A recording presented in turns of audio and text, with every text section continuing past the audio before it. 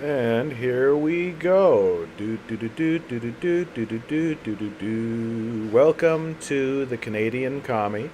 For those of you who are just tuning in via podcast, listening in, the way that this is working, I am simultaneously streaming over on YouTube.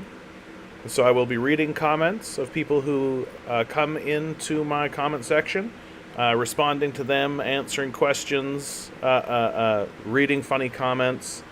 I've got a little community going on. If you would like to join that community, if you would like to ask some questions yourself, if you'd like to participate in any way, please go to thecanadiancommie.com.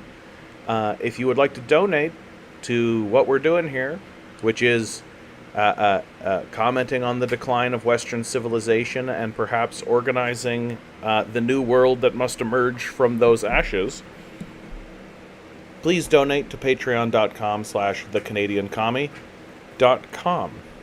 Or sorry, patreon.com/thecanadiancommie. Thank you so much, guys. Hope you guys are doing well out there. Compton, Peanut Butter Beatrice, Eggs D, right away, good to see you. Rise Tarnished, yeah, we're going deep into the Elden Ring. Good to see you too, Peanut Butter Beatrice. Eggs D writes, I hope you're doing okay, John. I'm tired. I went to the gym today, did the squats. Squats are tough. Honestly, I feel like I've had the wind taken out of my sails just because there's a big flood here in Toronto. Big flooding. The river overflowed.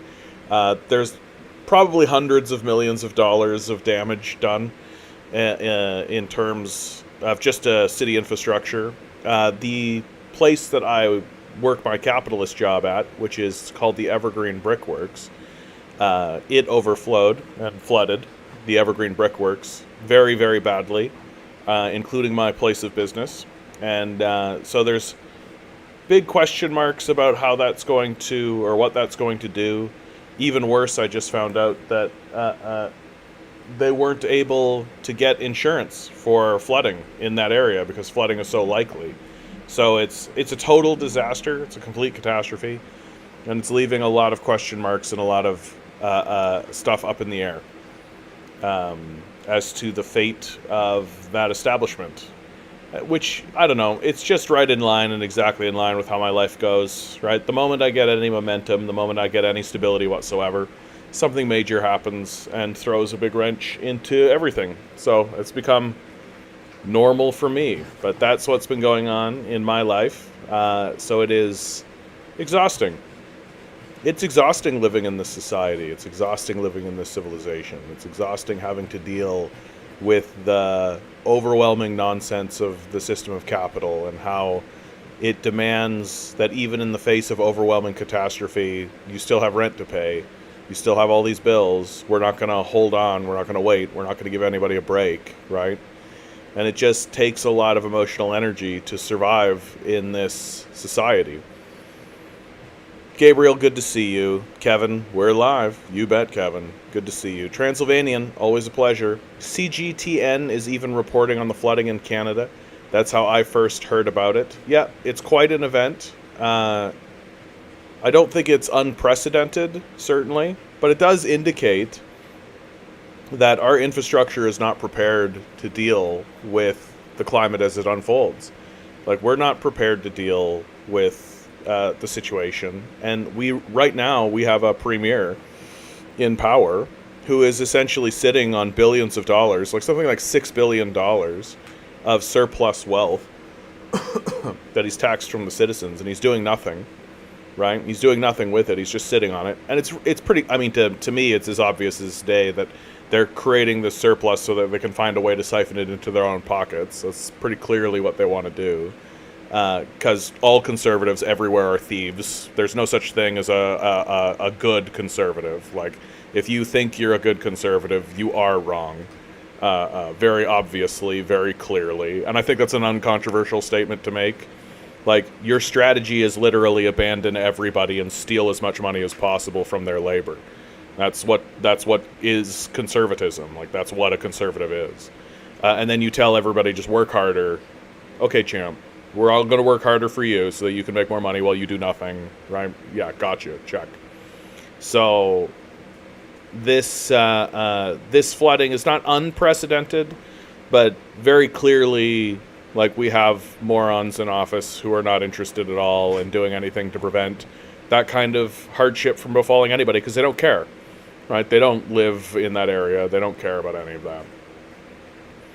Transylvanian writes, I didn't even know that part of Canada was prone to flooding. We've recently had some flooding, not quite as bad though. Close by here in Germany too, just a couple of towns over from me. I mean, it just makes sense that flooding is going to get worse, right? As the sea levels rise, as more water gets into the system, right? Because it's the ice melt, it's all this. And it doesn't take that much, right? Like, capitalists always run their infrastructure and their ideas to, like, the thinnest possible margin, right? Like, it's the same theory as just-in-time delivery. Like, that's their whole theory. That they don't actually own warehouses. They don't own anything. Everything is just on trucks coming so that everything arrives just as shelf space clears out. And that's your quote-unquote capitalist innovation. So that they'll only ever deal with, like, crises or plan for crises right up to the line that they feel like they have to. And so when nature spits out, 0.1% more than they were expecting, it turns into a total catastrophe and just like an overwhelming.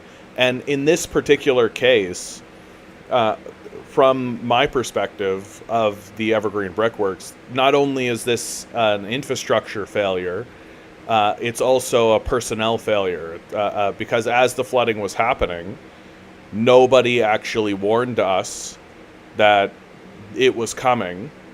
So the people whose job it is to actually warn us, hey, this is happening, prepare, brace, get ready, right? Nobody did this.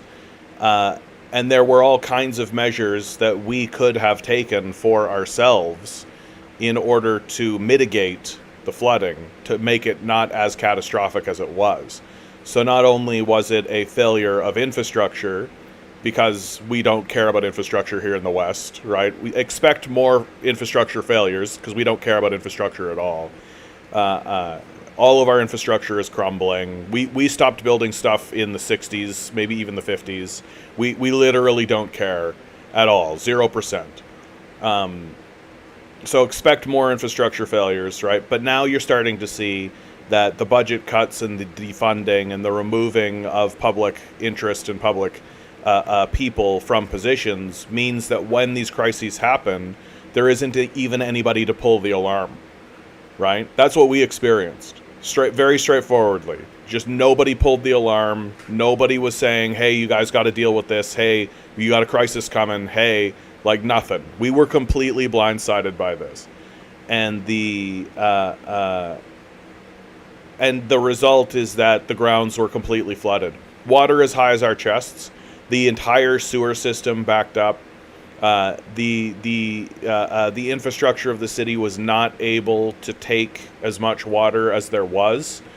And this is frankly going to become more common, right? Because the way the system of climate change is going to go, so you're going to have long periods of drought, right? Long periods of just heat that sucks up moisture, and those periods are going to get longer and longer. And then when it finally rains and it finally builds up and it has a rain moment, it's not going to be like a rain that spreads out. It's going to be one day that's just going to dump everything. Just go all at once. And so what you're going to end up with is droughts followed by too much rain that'll flood out whatever it is you're doing. And that's going to become the new normal, and that's going to become what's common.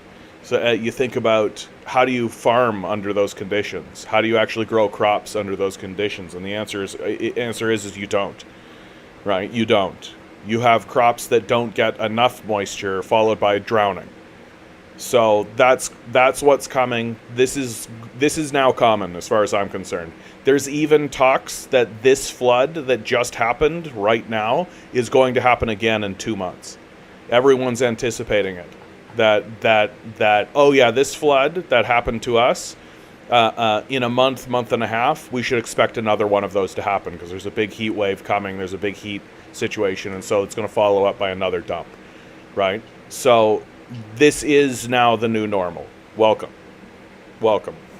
Like, it's just how when you're living in like the tropics, right? There's just a hurricane season. Okay, so welcome to Canada. Welcome to Toronto. Every year the river is going to overflood, and it's going to be a big problem. And what is our leadership's response to it? Oh, well, we got to cut funding and make sure that there's less money for everybody, make sure there's less resources. Are we going to build up our infrastructure, actually do something about it? No. Right, it's exactly the same thing that you see down in Texas with their power grid. Right, their power grid just keeps failing over and over and over again. And what's the response to it? Well, free market. Right? So America and Canada are in a significant decline. And that decline is going to get more and more rapid. It's just going to get faster. And regular, normal, working people are the ones that are going to foot the bill at the end of the day. We're the ones that are going to pay for it. We're going to pay for it with our time. We're going to pay for it with our effort, with our labor. We're going to pay for it by losing jobs, by losing employment. We're going to pay for it in so many different ways. Meanwhile, the people who we pay taxes to in order to actually take care of these issues and actually have, even 2 days worth of foresight, right?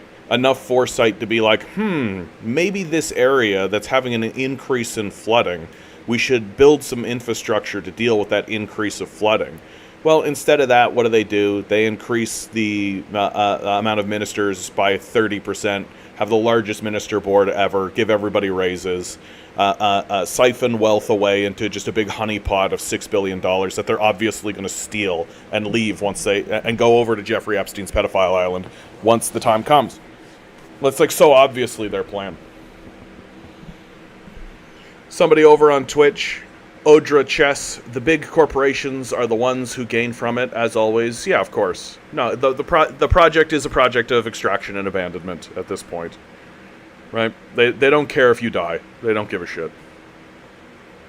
Eric writes, John, did you hear the massive scandal that recently happened to Trump? You mean outside of the assassination?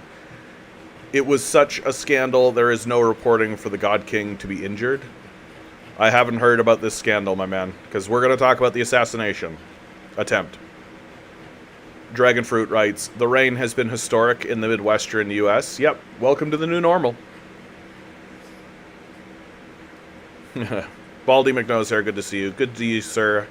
How you been doing today? It's been a crazy weekend. Why, did something happen? Did something happen over the weekend, you guys, that we should be talking about? Transylvanian writes, China recently fixed a broken dam in under a week. Yeah, we couldn't do that here in a year. Yeah, on purpose, right? There's no money to be... capitalists don't make money fixing stuff, right? If they fix stuff, then how could they make money from the misery that it spreads, right? They make more money with it being broken. Yeah, Long Defiant. The power isn't in the hands of the people, for sure. Absolutely. Transylvanian writes, fun fact, soil becomes less permeable after a drought, so when it suddenly rains a lot after a prolonged hot and dry period, water doesn't get absorbed into the ground, and you get more flooding. Yeah, that's exactly right. Yeah. That's exactly right. Well, and just so much of it happens all at once that the earth can't possibly absorb it, right? Odra Chess says Biden has coronavirus. Here we go, guys. Biden's going to die like literally 2 days and people will be voting for a corpse. Just to give you a sense, because I've been talking about it, I'm going to talk about the Trump assassination. I've got a couple articles, a couple different perspectives, right? If you, for those of you who are at home, who are just listening, you are not going to be able to see this, but I'm showing a video that shows you exactly how close this was. Exactly how close this was to Trump. Like, he literally just tilts his head at exactly the right moment. At exactly the right moment. He just does a head tilt. Like, as if he, heard something and just had his head tilt. And the bullet just whizzes right by his face, clips his ear. 3 bullets go past him within literally millimeters. It could not be closer. It could not be closer. If it had been any closer, he would have. It would have hit his skull. Like uh, uh, uh, it's the kind of thing that when I first saw this happen, I assumed it was staged. I thought it was staged right away. But so much footage has come out now, and we've seen just too much evidence, right? That we've been able to piece together the story very swiftly and very quickly. It's this kid, Thomas Crooks, right? I've got people in my chat are complaining about YouTube censorship. Their comments are not going through. Yeah, get used to it, guys. Like, get used to it. It's just going to become normal. Like, eventually it's going to come to a point where you guys are not going to be able to communicate with me, and then very slowly, I am just not going to be able to post anymore. Like, the clampdown is happening, and it's happening in real time. And I'm commenting that's part of the commenting of the decline of this whole system. That the whole idea of free speech, the whole concept that anybody is going to be able to say anything to anyone, right? Well, that doesn't apply to the critics of the empire, right? Free speech only applies to Joe Rogan saying the N-word. That's all free speech means in America. But if you are actually critical of the United States empire, the system of capital, you're just slowly going to be, and they're not going to do it all at once, right? They're not going to do it all at once. It's just going to be like plucking hairs. Right? And soon, and I shouldn't even say soon, like, what do you think this whole AI thing is about? Right? They're being very open about it. They're being very upfront about it. The reason they want to have AI is so that they can have robots going through the internet and just plucking people out and just saying, okay, nope, too far to the left. Oh, you don't believe in private property? Goodbye. You're just not part of the conversation anymore. That they want to make sure the Overton windows, the barriers of the Overton window are secure. And they don't want to see anybody pushing the Overton window anywhere. They want it to be firmly on the far right. They want it to essentially be like directly up against Nazism, right? And then they don't want it to go any further than capitalism has to be secured. That's the window of discourse. So anybody who's standing up and saying the system of capital is a fraud, it needs to be overthrown, we need to get rid of it. It's obviously a problem. It's obvious. It's as bad as the divine rights of kings. The people who believe in capitalism are no different than fundamentalist Christians. It's a religious ideology exclusively. It's not really an economic system anymore. The people who are in it that are pretending that it's an economic system are no different than the people who are walking around thinking they're super rational when they're actually hysterical, emotional people like Ben Shapiro. So the people like me are just steadily going to get removed from the discourse. Like, there's plenty of people who are in the discourse right now that the system of capital is looking at going like, dang, it's a shame they snuck through. It's a shame that we have this guy Hassan who's talking at all, right? It's a shame that we have people who are in the discourse, and they have different strategies for these guys, right? Like, the Joe Rogan strategy is obviously, like, Joe Rogan's not a radical, right? He's just a boob, right? He's just kind of a conspiracy nut boob. And so their strategy is just like, yeah, free speech for N-word people, right? Let's just make sure Joe is nice and far on the far right, and believes in right-wing talking points. Like, let's get him convinced that leftist means liberal, right?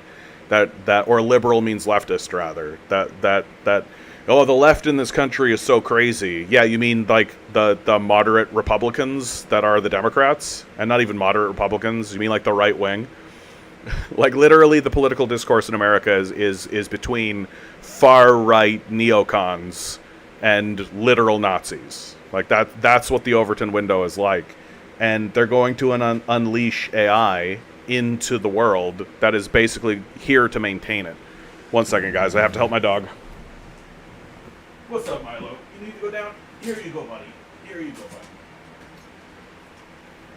Yeah, my little guy's getting so old that he can't go down the little... I have some little steps here for him to go down.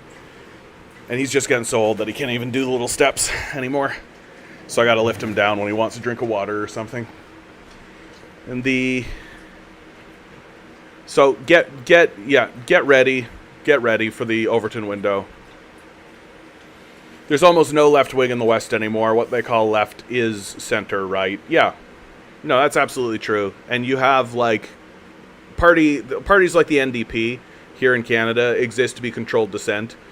They're here so that should the populists finally go, oh, these political classes are bullshit, I'm gonna do something radical and I'm gonna vote for a different party other than liberal and conservative. Well, the NDP will be there in order to pick up the banner and essentially uphold the system of capital, and giving a 0.2% tax increase to a wealth over $500 billion over 10 years, right? Just the most insignificant, pathetic, piecemeal reformist nonsense, which is all the NDP stands for anymore. And so it's intentional. Like, it's intentional. If you take a look at the history of America and the history of leftism in America, like, the McCarthy period was effective. The assassination of leftist leaders was effective, right? Like, there's a reason why they do these things. And so, and they made it just very clear, like, if you are a prominent leftist and you begin to take power, we'll shoot you. So, yeah, of course they're going to absolutely... Of course, they're absolutely going to censor us and get rid of us while proclaiming to be upholding free speech, right? We have a fellow over on Twitch, first-time commentator. I'm just going to call you Div. I think your name's I think you went like this. You just went blah, blah, blah to get a username. So Div writes, are you okay with sharing your thoughts on open border? I mean, what specifically? Like, that's a fairly large topic. Like having an open border versus not having an open border. The trouble is just very straightforwardly asylum seekers. I mean, the trouble is very straightforwardly the system of capital, right? That in a rational world, or one that's actually organizing itself in a rational way, people should absolutely be able to come into whatever territory, to work whatever job, or to do whatever it is they're doing there in like a sane and rational way. But we're not rational, right? We're highly emotionally driven. America is a deeply racist country, as many people in my chat, I think, are beginning to raise the red flag, even about the asking of the question. But like, to get a little esoteric about the subject, like, borders don't exist. They're not real. Like, states don't really exist. Like, these are all just lines that rich white slavers drew on a piece of paper at one point to kind of create territory for one another. So that, like, Benjamin Franklin would own this territory and George Washington would own this territory. And we'll draw a line around it and we'll say, okay, whatever George Washington says goes in this territory, and whatever Benjamin Franklin says in this territory goes, right? And we'll consider this sacred, right? Div writes, but they bring their own agenda with them. I mean, I think the agenda of most asylum seekers is literally just survival.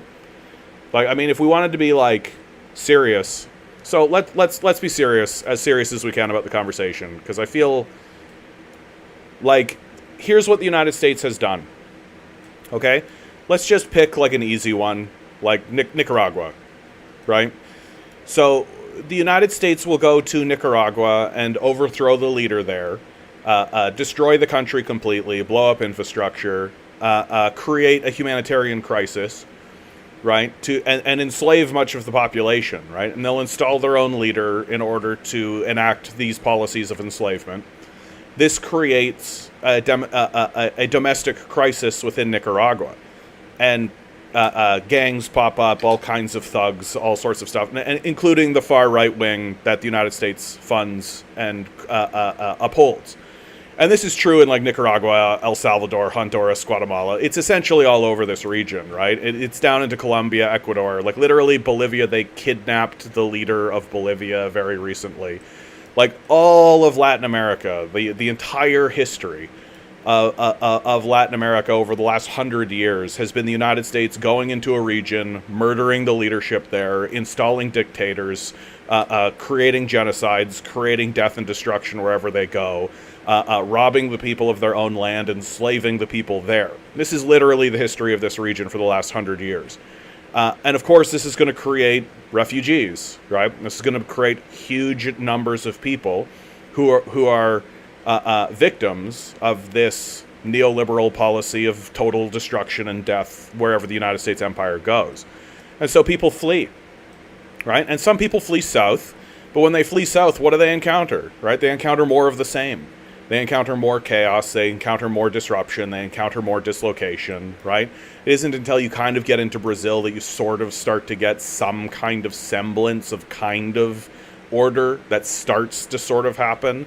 But like, you get into like Peru, Chile, Bolivia, Paraguay, same story, right? Same story, just total disruption everywhere. And so some people flee north, right? Some people flee up into Mexico, and Mexico is not exactly stable either for pretty much the same reasons as I've just listed. And then finally they end up trying to get over the border. And why are they doing that? Because they're just trying to survive. And what is it that they're trying to survive? They're trying to survive the disruption and the death and the destruction wrought on them by the American empire, right? That the United States has gone into their countries and completely destroyed them and completely overthrown any kind of civil order that exists there in order to enslave the populace there. That's the story, right? That's the entire story. The thing that happens, of course, is that people omit or don't even know, or don't care to know, that that's what's going on. So all they understand, and all people see, is a bunch of brown people are coming up over the southern border. They should just stay at home. What are they doing here, right? They should just... One of the worst things I've seen recently is why would people bring order when they can't bring order to their own home countries? It's like such a despicable worldview that absolutely omits the actual truth of how the United States has operated in the world. That the border crisis that exists in Texas is total hubris. It's completely just the chickens coming home to roost. That it's a crisis the United States created for itself.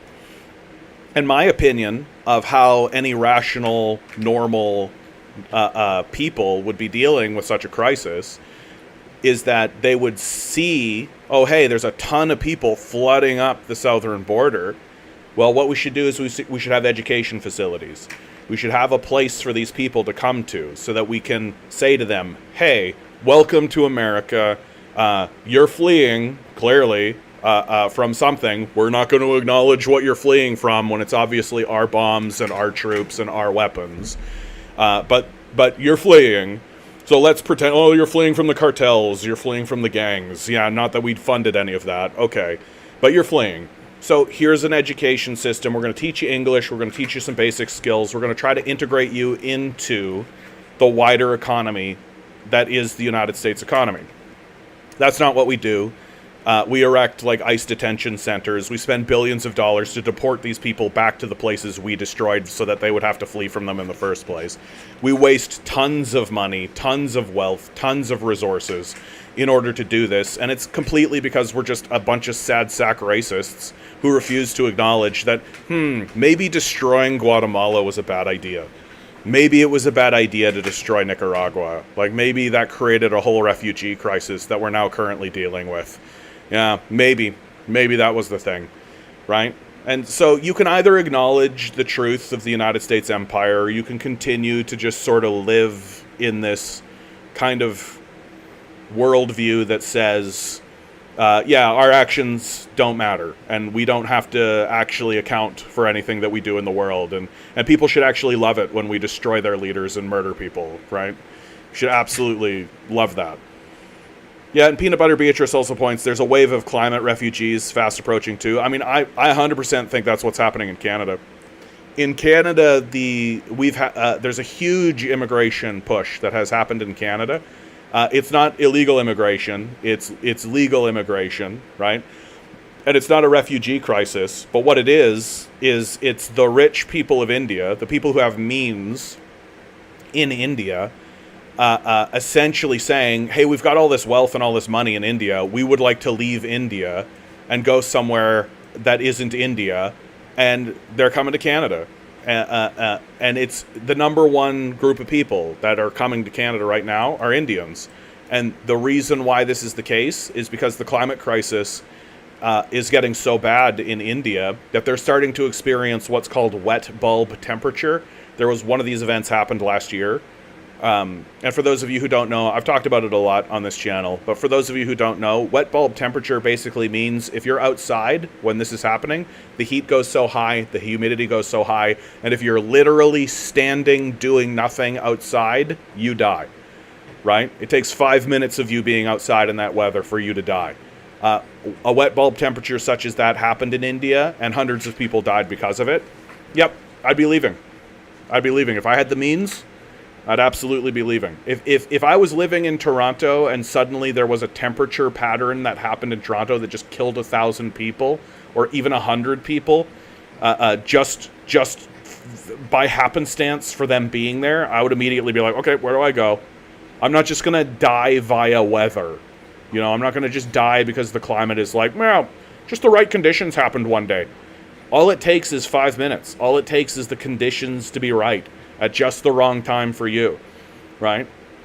Meanwhile, Ben Shapiro is going to be like, wow, just turn on your air conditioner. Like a dumbass.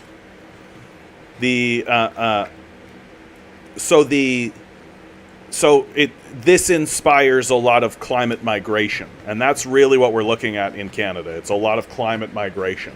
A lot of wealthy Indians who have the means to do so moving to Canada. And of course, the capitalists are absolutely over the moon about this because they're like, oh, sweet, we'll just steal their wealth that way.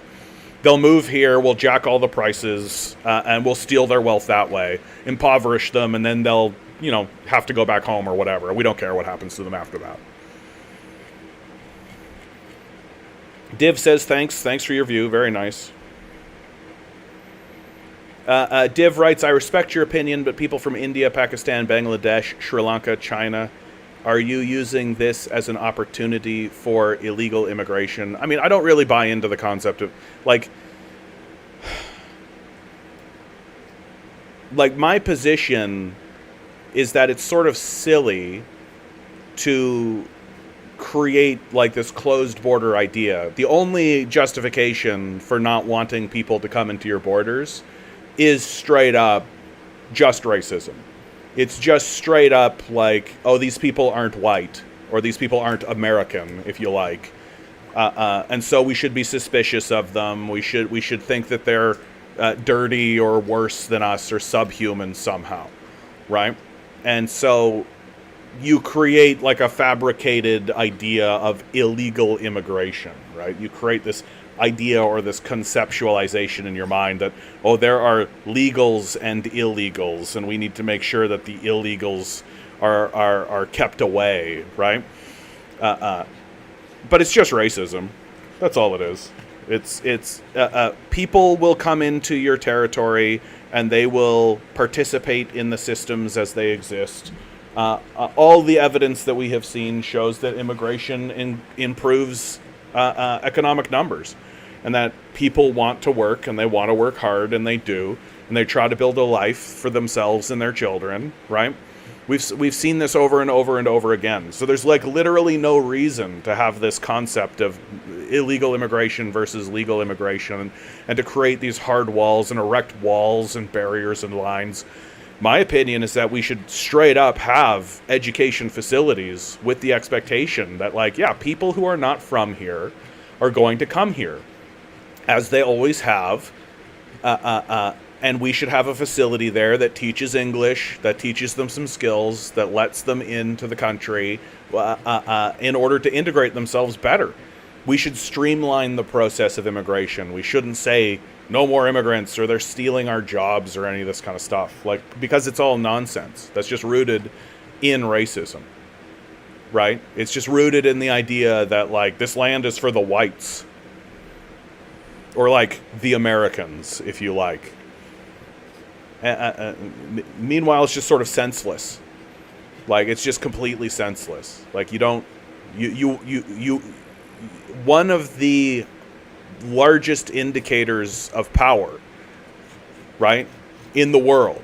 If you look at the world in this way, right, well, one of the largest indicators, right, one of the largest indicators of power is how much population you have, right?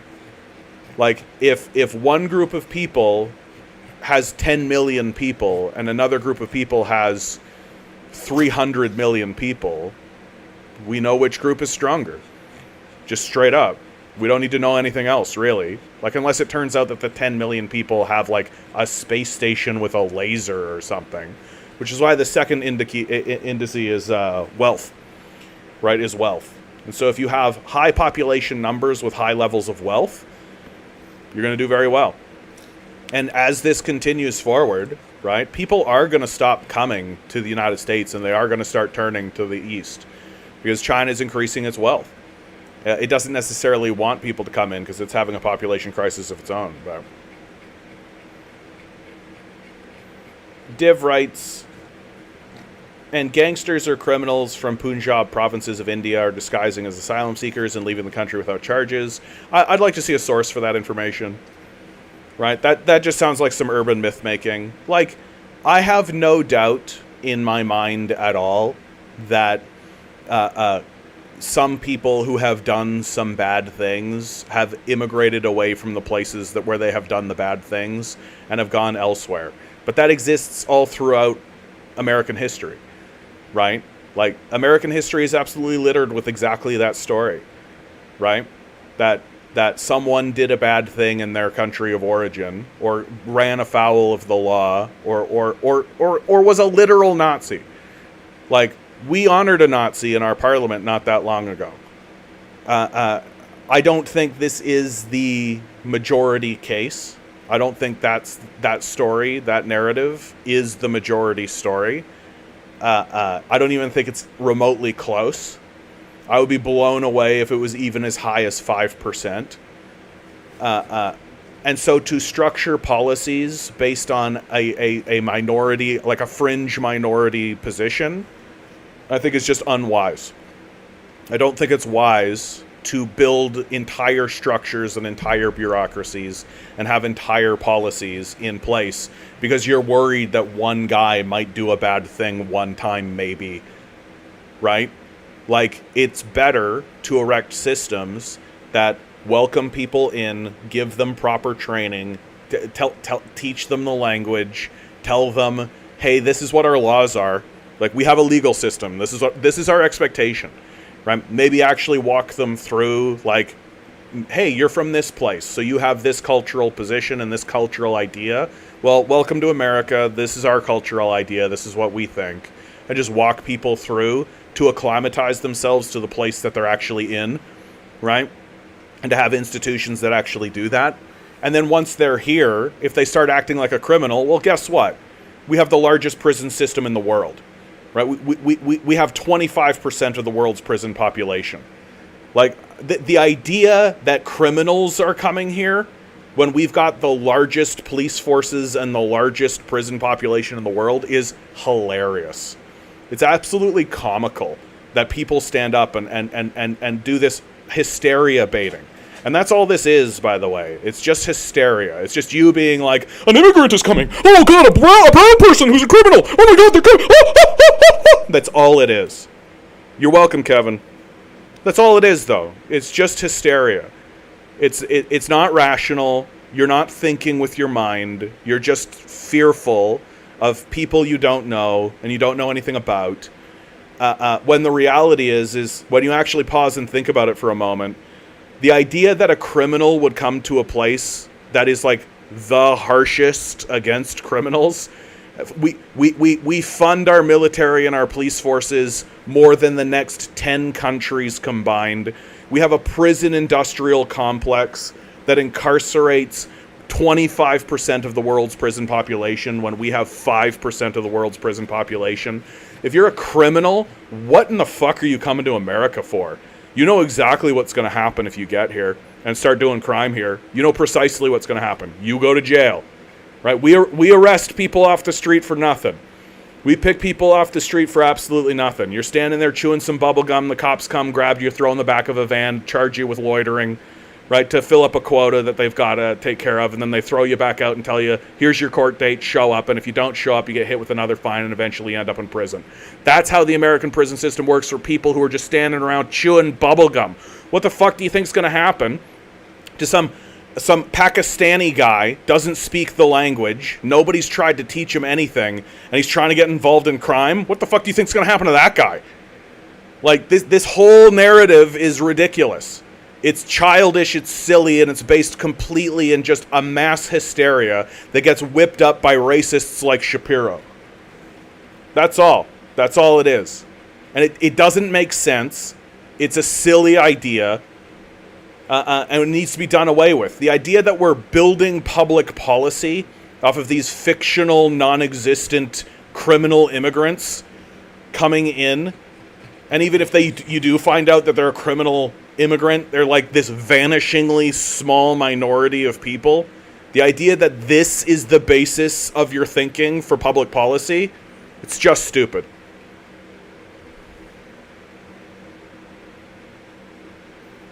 Well, thank you for your question, Div. Yep, Joe, these decrepit games we've constructed. That's exactly right. That's exactly right. Like, we've built just a series of ridiculous cartoonish games that we all insist have to be real. We all insist collectively together, oh, money has to be real. We can't just exchange goods with one another, right? Somebody's got to be keeping track of it, right? Money is the most important thing. It absolutely makes sense that we poison the air, the water, the land, destroy communities in order to get access to money that we're responsible for printing ourselves. That makes absolutely all the sense in the world, doesn't it? Same is true with like borders, right? Like or the country we live in. Yeah, Canada's a real thing for sure. It's not just like lines on a map that were drawn by corporatists, monarchists, and slavers in order to maintain and organize the system of corporatism, monarchy, and slavery. That's certainly not what happened, right? These lines are very serious, incredible things that we absolutely have to pay attention to 100% of the time. These are non-negotiables. What a clownish people we are. Just absolutely clownish.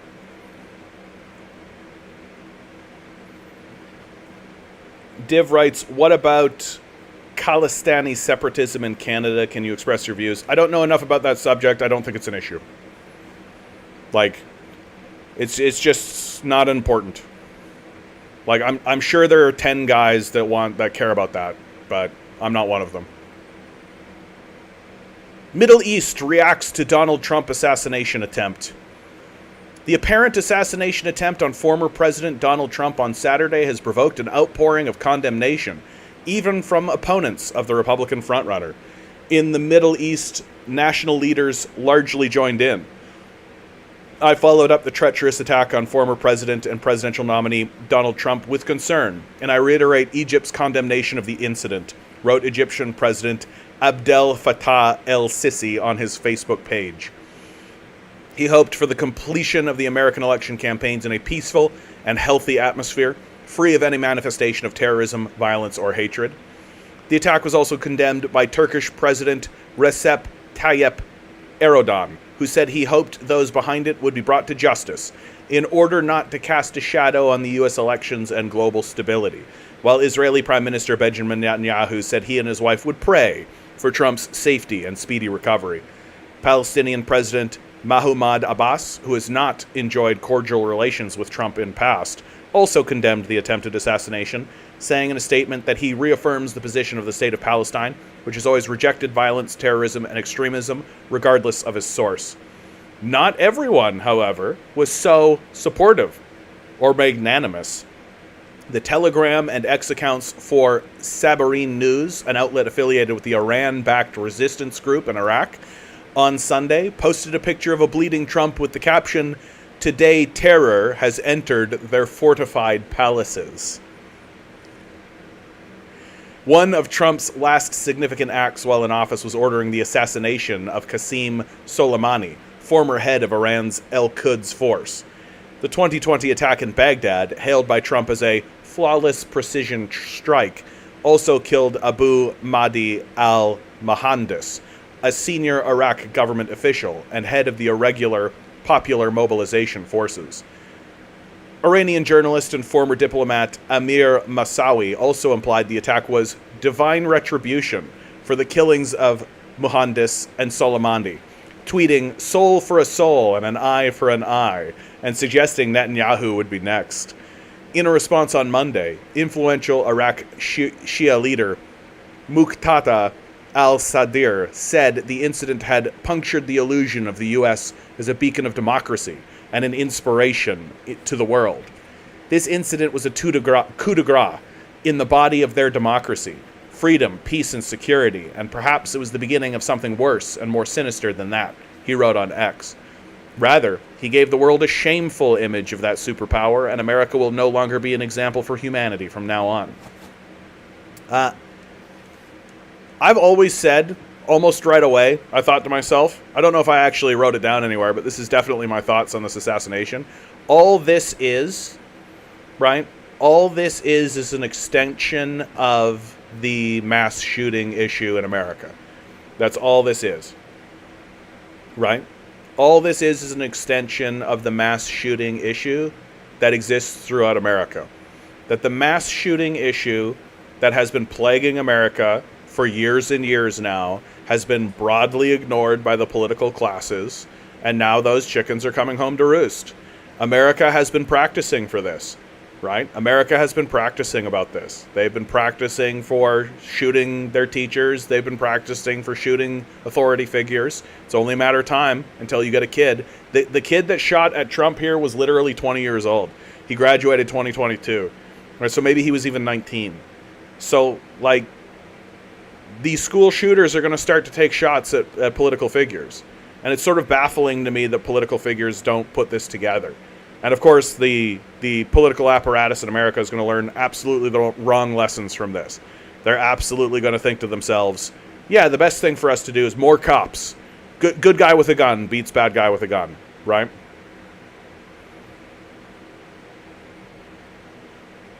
Baldy McNosehair says the people who say Indians are coming to take your jobs are the same people cheering they're leaving because Canada's too expensive to live in. Go figure, yeah. Eggs D writes, what about the BlackRock implications? What about the BlackRock implications? I don't actually know what you're talking about. I mean, F BlackRock, but like... Div over on Twitch writes, I want to know your views on Palestine and Israel issue. It's pretty straightforward. Israel began the United States and America... Sorry, the United States and America, that's hilarious. The British and the Americans, in around the 1900s, began a colonial project using Zionism as sort of the casus belli to begin a colonial project in Palestine. The very first leadership of quote-unquote Israel, Ben Gvir, explicitly stated that their goal was to exterminate the Arabs and to cleanse the lands of Arabs. It's always been a settler colonial project. It is continuing to be a settler colonial project. It is not any different than any other settler colonial project that has existed throughout history. It's one group of people coming and stealing another group of people's land and ethnically cleansing them. And we saw an ethnic cleansing happen with the Nakba, and now we're seeing an ethnic cleansing happen with the Gaza Strip. So it's a very straightforward story that the political apparatus has had to make intentionally complex.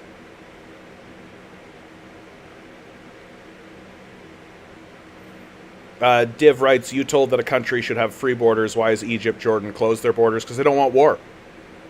That's what America's bringing, right? They're bringing war. right? Like you're taking one situation that's happening on the American border and saying that that should be universal, and then ignoring the fact that there's a war on, right? Like I don't understand this war blindness that people get into and pretend like the Americans aren't launching a giant war in this enormous area, in this whole thing. Like, that's a war, right? So of course Jordan is closing its borders. It's a war. Of course Egypt is closing its borders. It's a war, right? Like this isn't like an immigrant fleeing. Like it's literally like stormtroopers with the highest possible grade military weaponry. Like, that's what we're talking about. It's very strange to me that I'm supposed to compare fleeing refugees from war on the same level as like literal stormtroopers. Sort of bonkers. So yeah, everybody in that region is closing their borders to Israel, and it's not just closing the borders to Israel for immigration reasons. It's also closing it to trade. It's also making it very clear to Israel that yeah, you're not bringing merchants through here. That's not going to happen. Div writes, why can't Egyptians have humanity to allow them?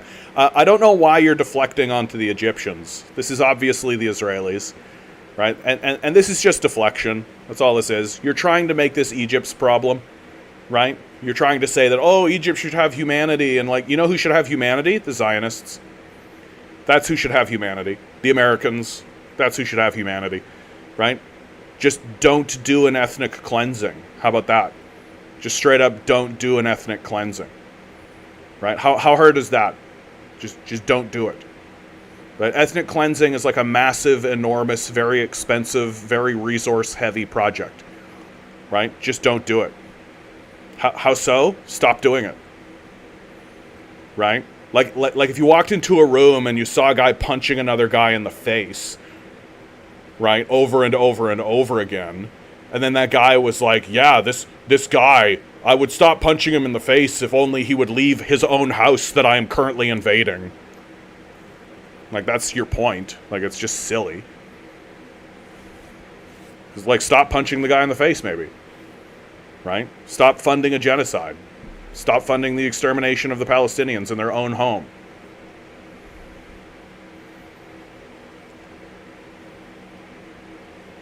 Have you ever heard of Yom Kippur War? Yeah, like this is what you're going to do is you're going to decontextualize this event from the actual historical record, right? Like, that's essentially what Zionists do. Are you a Zionist? Should I just ban you now? Should we just drop the hammer? All right, I have a very strict no Zionist, no Nazi policy in my chat. And I consider Nazi or Zionist apologetics to be just as bad. So, all right, cool.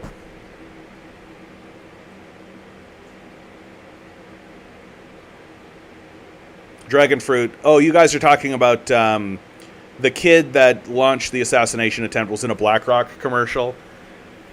Look, I think the most plausible explanation is very straightforwardly that, like, maybe this kid was in a BlackRock commercial or something, right? Maybe he was part of that. Okay, right? I just don't think that's a tight enough connection. Like, this kid had to know that he was going to probably die, right? Like, there's no way that he gets up on that rooftop and thinks, I'm going to walk out of this clean. Right? There's just no way. Like, he has to know what's happening. And I think the most plausible explanation is that this kid, let's say he was in this BlackRock commercial. Let's say he was this, but like, he lives in his country. He sees the decline, right? He decides he's going to take a shot. Guns are everywhere. They're easy to get. You can literally buy one at a 7-Eleven. He grabs his gun, goes, makes his plan, and he just essentially finds a hole in the security apparatus that exists around Trump, because the head of the Secret Service, the leader of the Secret Service, she was put in power in like 2022, and her credentials are literally being chief of security for Pepsi. Like, I think it's just he found a blind spot.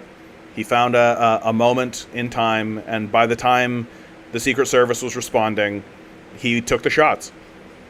Like that's the long and short of it. The idea that he was able to get up on the roof in the first place just tells you that they simply did not secure the roof, right? And I think that the idea that it's like they didn't secure the roof because they wanted the kid to go up there and they wanted the thing, then they wanted it and wanted it. The most likely thing is they're just incompetent, right? Like, turns out that all of this defunding of everything also has implications here. Like, I just think that the people around Trump are largely incompetent. The fact that they're letting Trump do this. See the picture right in front of you where he's like holding up the fist, right? And everybody's like got him like this. Like, what are you talking about? This is incompetence. What you're looking at right now, right? That there's an active shooter, has shot people, has shot the president, and the president's poking his head up with his fist out, being like, yeah, take another shot, second shooter. This is incompetence. Gross incompetence. So big surprise. Like, if I'm somebody from Iran or Iraq or from a place that doesn't think well of America, I'm looking at this being like, oh, these guys are easy to shoot. Oh shit, look how easy they are to shoot. It's so simple. Literally a 20-year-old kid just climbed up on a roof with a pea shooter rifle that he bought at a 7-Eleven and took a shot at the president of the United States and almost killed him. Oh shit, how is this not happening every day? How is this not happening constantly? How is this not just everyone easily take the shot? What the fuck? Where's all this like terrorist funding that's supposedly happening in America when just like a 20-year-old kid from Pennsylvania can just take a shot at the president of the United States? Well, where are all these terrorists? Like, come on. Like, what is it we're looking out for? But I just think that the most credible explanation, because we have such overwhelming footage, like it's not like the Kennedy assassination, right? Like, it's not like these assassination attempts of the past, where there's like, well, what did happen? We know what happened. We've got like 30 cameras filming the event. It's already been spliced together. People have already put it together. They have like literally a camera on the kid. They've literally got a like there's somebody who had a camera who was like, there's a kid on that roof. Somebody should tell somebody there's a kid on that roof, you know. Hey, we got a kid on the roof here. We should probably tell somebody there's a kid on the roof, you know. Hey, I think he's got something, you know. Hey, we should maybe think about it. And he's got a camera on the kid the whole fucking time. Right? Like, it's just the evidence is overwhelming. So to try to create this like secondary like narrative, the CIA wanted to get it. No, it's just some asshole who just was like, fuck America, like fuck this place. I don't give a shit about Donald Trump's a fascist threat, right? That's what the whole media apparatus is shoving in my face. Fascist threat, fascist threat, fascist threat, fascist threat. Well, what would I do if I was living in Nazi Germany? Hitler's coming to my town. I know exactly what I do, so I'm going to go get myself a gun from the local 7-Eleven or the local Walmart, and I'm going to take my shot, and he did. Perfectly credible. Perfectly credible. Makes the most sense. And honestly, I think it makes the most sense because, like, it's such a bad idea for the entire political apparatus to try to assassinate this guy. What a terrible idea. What do they gain from assassinating Trump? I think that if you assassinate Trump, you basically guarantee a Republican victory. Like, even if you do assassinate Trump, you like, the guy behind him, right, is just going to evoke this assassination. It's going to be like 9/11. They're just going to constantly talk about it over and over and over again. You're basically shoo-in winning a Republican. And now, because it's a failed attempt, Trump wins. Like, Trump is going to win this election, right? It's not going to be close. So I just think it's like, who benefits? Like, who benefits? What if there's this big conspiracy swirling around this assassination, instead of it just being random kid shoots at Trump instead of principle, right? Well, who wins? Where's the win here? So,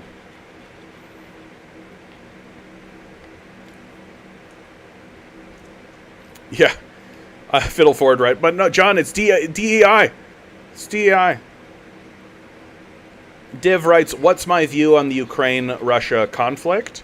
Let's see if I can do this really fast, because people who regularly listen sort of know my position on this. So, when the Soviet Union fell, right? These territories here, Ukraine, Belarus, Lithuania, Latvia, Estonia, were granted their independence. Poland were granted their independence, right? That was part of the deal.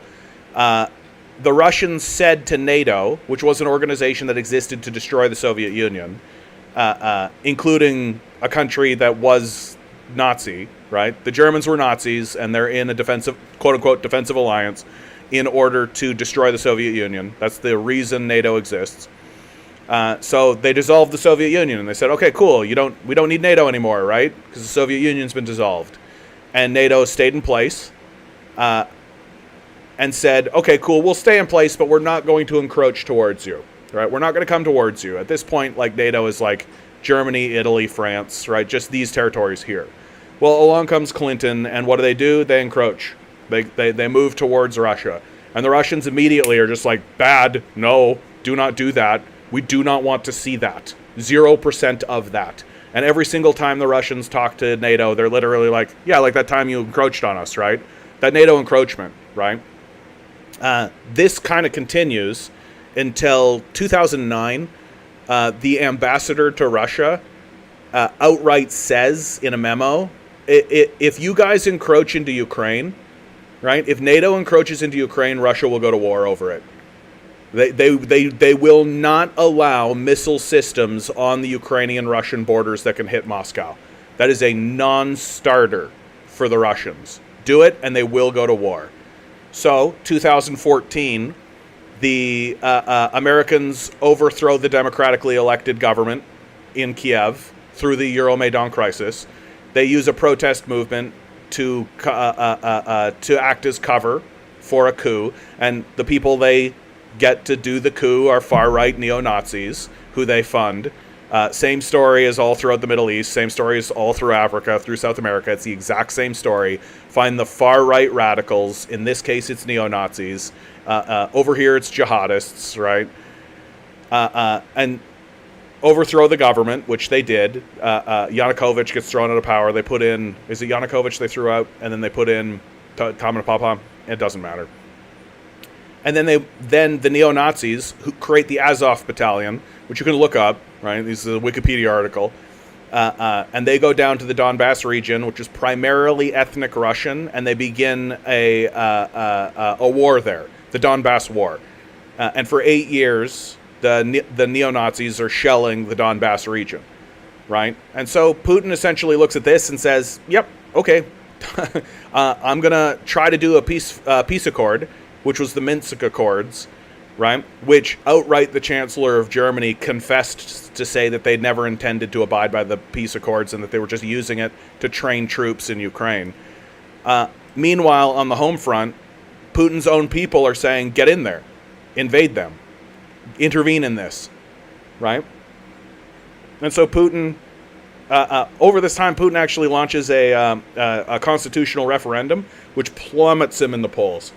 He absolutely just tanks in the polls because people are looking at him saying, why are you launching this constitutional referendum instead of invading? Get in there. Troops. Let's go. And it became pretty clear to Putin that if he continued down this line, he would be deposed and they would put somebody in power who would do it. And so because he has neo-Nazis shelling ethnic Russians on his border, funded by NATO, Putin has to intervene. That's the story.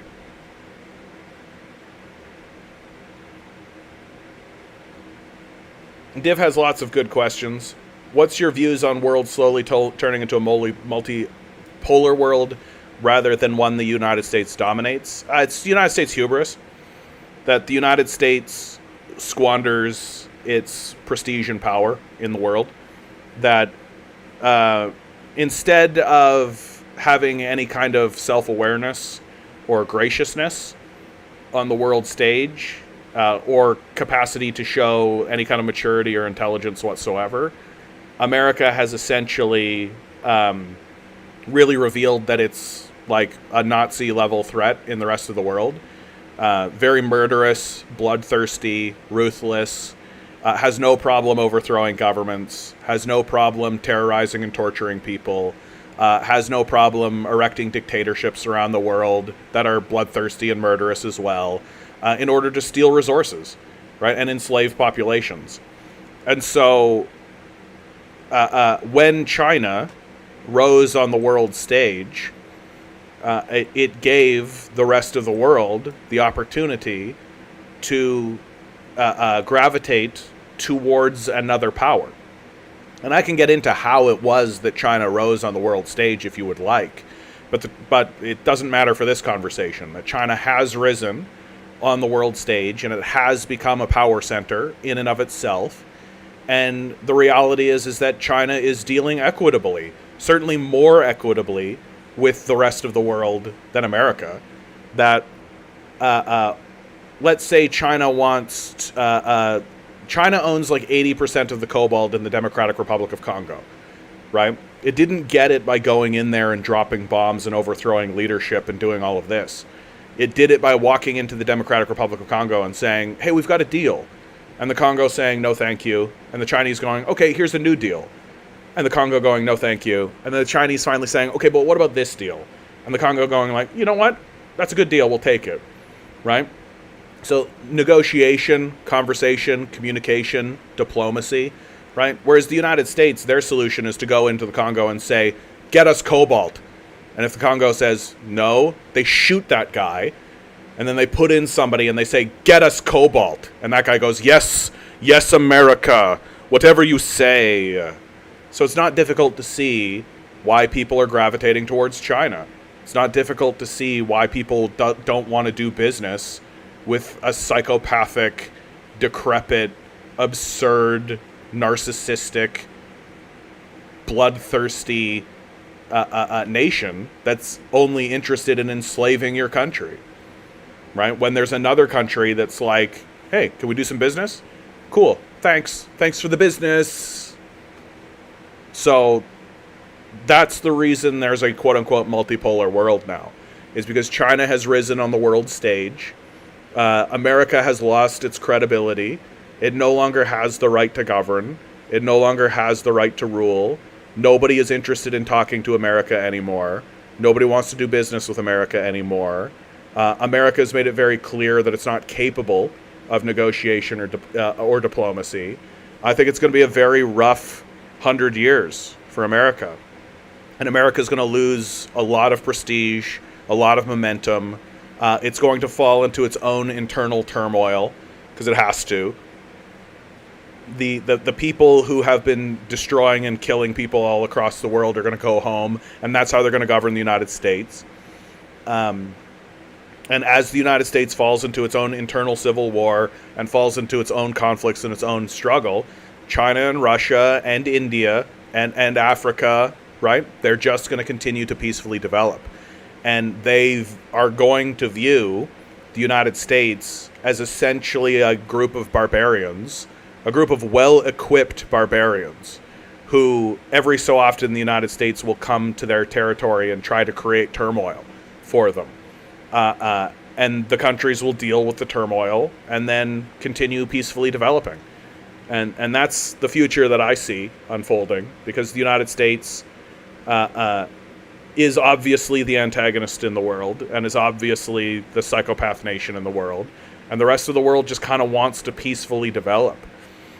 If it wasn't for the threat of the United States, I think places like China would already be moving way further to the left in terms of their public policy and in terms of what they're doing. But they just have to negotiate with these psychopaths. So Div says, what's your view on my country? Is India, on staying neutral, stand both on Ukraine and Israel issues? I just think India's in no position to get involved in anything. Really. Like, India is still struggling from its colonial past, right? The period of British colonialism was brutal to India. Really devastating the economy of India. India was an industrialized economy before the British showed up. It was a highly advanced economy. It was one of the centers of world trade. It was absolutely powerful in its own right. Had a very developed culture, a very developed society, far more advanced than the British, far more advanced than the Europeans in many, many regards. And the British came over and basically destroyed it. Literally, like, cutting people's thumbs off and enslaving people and taking tradespeople and just throwing them into fields to grow cotton and stuff. And essentially the GDP, like, at that point, before the British invade, India represents something like 20 to 23% of the world's GDP. And by the time the British leave, it's like 2. And sure as shooting, all of a sudden, British GDP goes up to 20%, and they represent 20% of the world's GDP. Well, what the fuck do you think happened? Right, they stole it, very clearly. Very clearly, they stole it from the Indians. And India is recovering from that. Indian independence did not happen that long ago. And because of the nature of the Declaration of Independence, the bourgeois classes of India essentially still control India.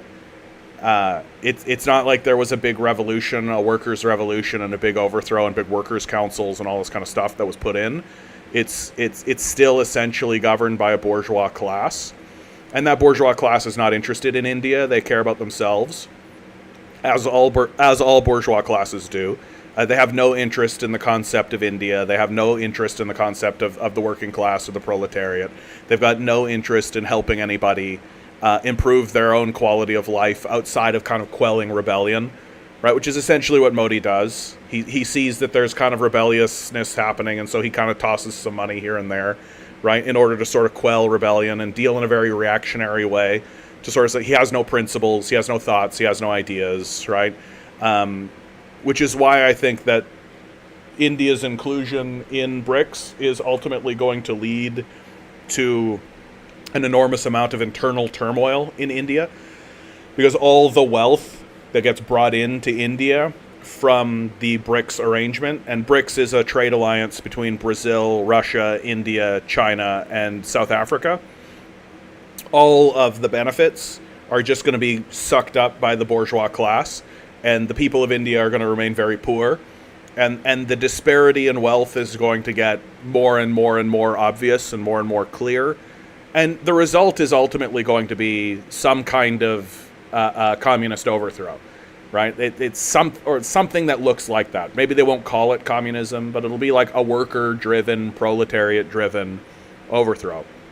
And when it happens, China is going to be like, we're not going to be involved in the internal disputes between what's going on and so on and so forth, right? And everybody will sort of play hands off as India deals with its own bourgeois. And that's essentially where they're at right now. What's my view on Pakistan-occupied Kashmir? I don't know enough about it to comment.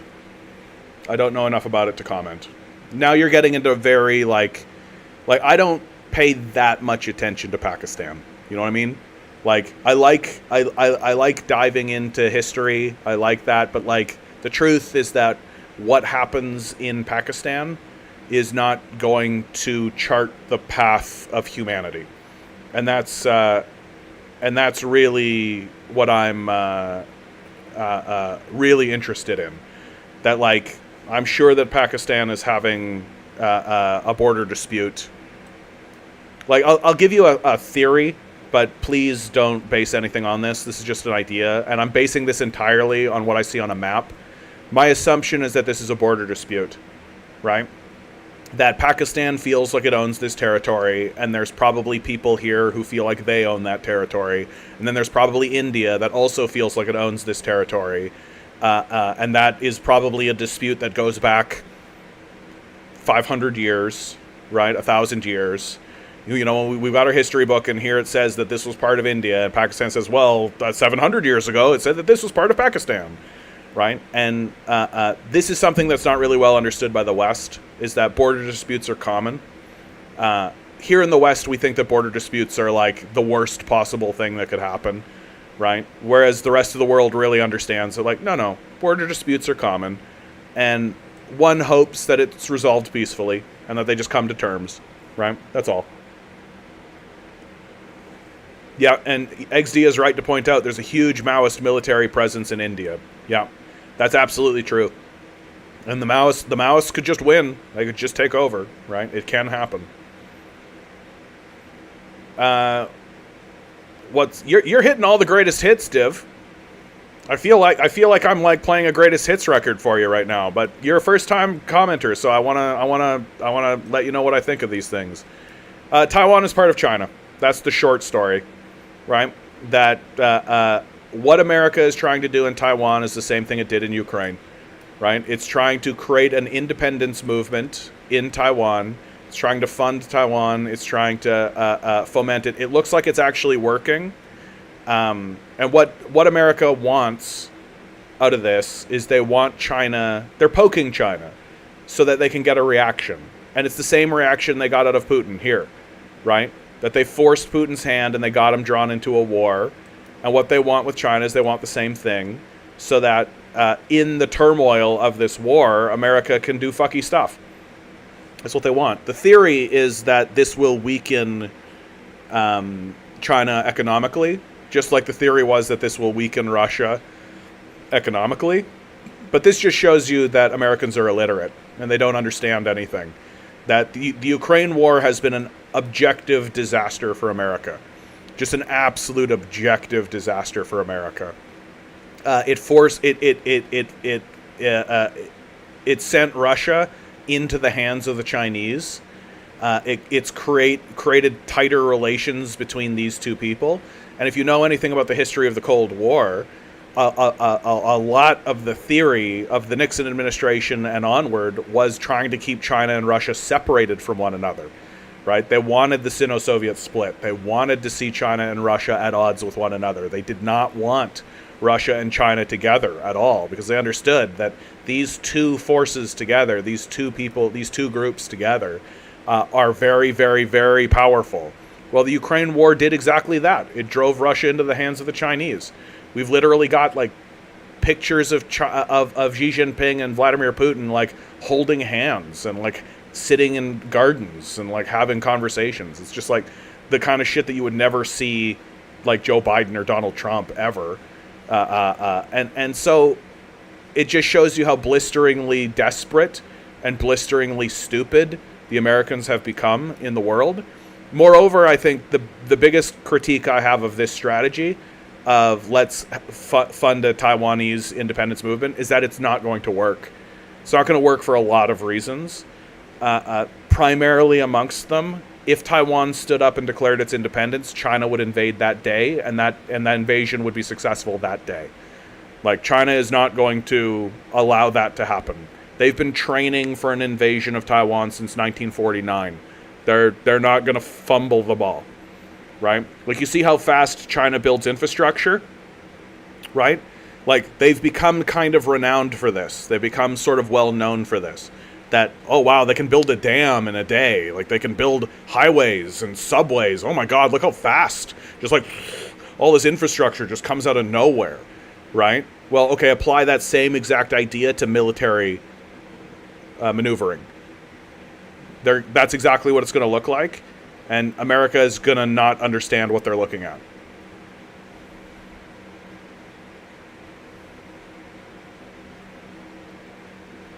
What's my view on the Yemen war? What about it specifically? Because Yemen's kind of involved. Like, they got a conflict going with Saudi Arabia, but they're also like blockading Israel, right? I think their blockade of Israel is super based, right? Like, more or less, my opinion of Yemen is they're just trying to survive, and they don't give a shit what the West thinks about anything, nor should they. Like, the West has been nothing but a complete and total thorn in their side, right? And if it was up to Yemen, they would sweep through the entirety of the Middle East and erect a Muslim caliphate. I think that's accurate. And it's hard to hate them for it. It's hard for me to sit here and be like, oh, a Muslim caliphate, I'm so, Like, literally, we've been shitting on them for decades.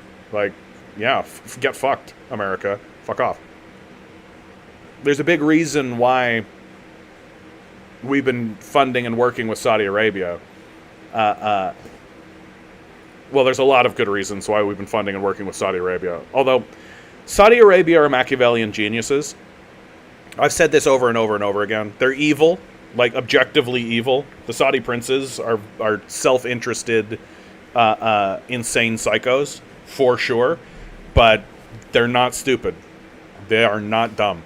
They know exactly what they're doing. They know exactly, like, it's very, very clear that when the Saudi princes sit down in a room and discuss politics and policies, they are very clever and and they know how to be on the right side of power. The history of Saudi Arabia, when you look at it, is literally a history. Like, every time there is some kind of gathering of the victors of history, the people who write history, in that picture, not in the center of the picture, not the leader of the picture, but off to the side on the picture, is the representative from Saudi Arabia. Saudi Arabia just always knows how to be on the right side of power. And what's kind of scary for America is that Saudi Arabia is beginning to pivot towards China. Because Saudi Arabia it sees which way the wind is blowing. It understands that America is a declining power and is likely going to collapse into an internal civil war. And so Saudi Arabia is pivoting towards China. This, ironically and hilariously, essentially turns Saudi Arabia and Iran into functional, not allies, but functional partners. China has sat down with Iran and Saudi Arabia and has formalized trade negotiations and trade deals with Saudi Arabia and Iran. That's a huge problem for America and American interests and Israel. It's a massive problem for them. You do not, if you're America, if you're the West, if you're Europe, you do not want to see Iran and Saudi Arabia normalizing relations. You just want 0% of that. You don't want any of that. And that's exactly what's happening. That is exactly what's happening. And that kind of formalizing of relations, like what China wants to see, and China's the big player now, right? China's the big player in the Middle East right now. What China wants to see is it wants to see these countries stop with their goddamn fighting and just have some peaceful negotiations so that China can get access to resources. That's what China wants.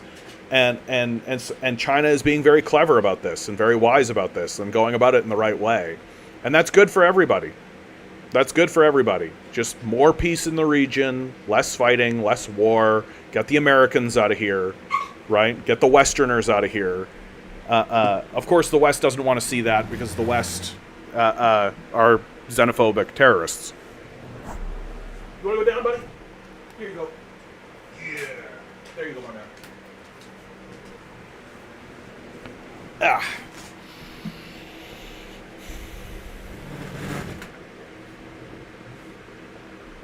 What's my view on the Moscow terror attack? Inevitable.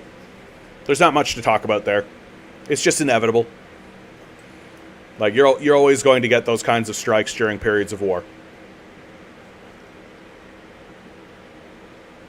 So there's not much to comment on there.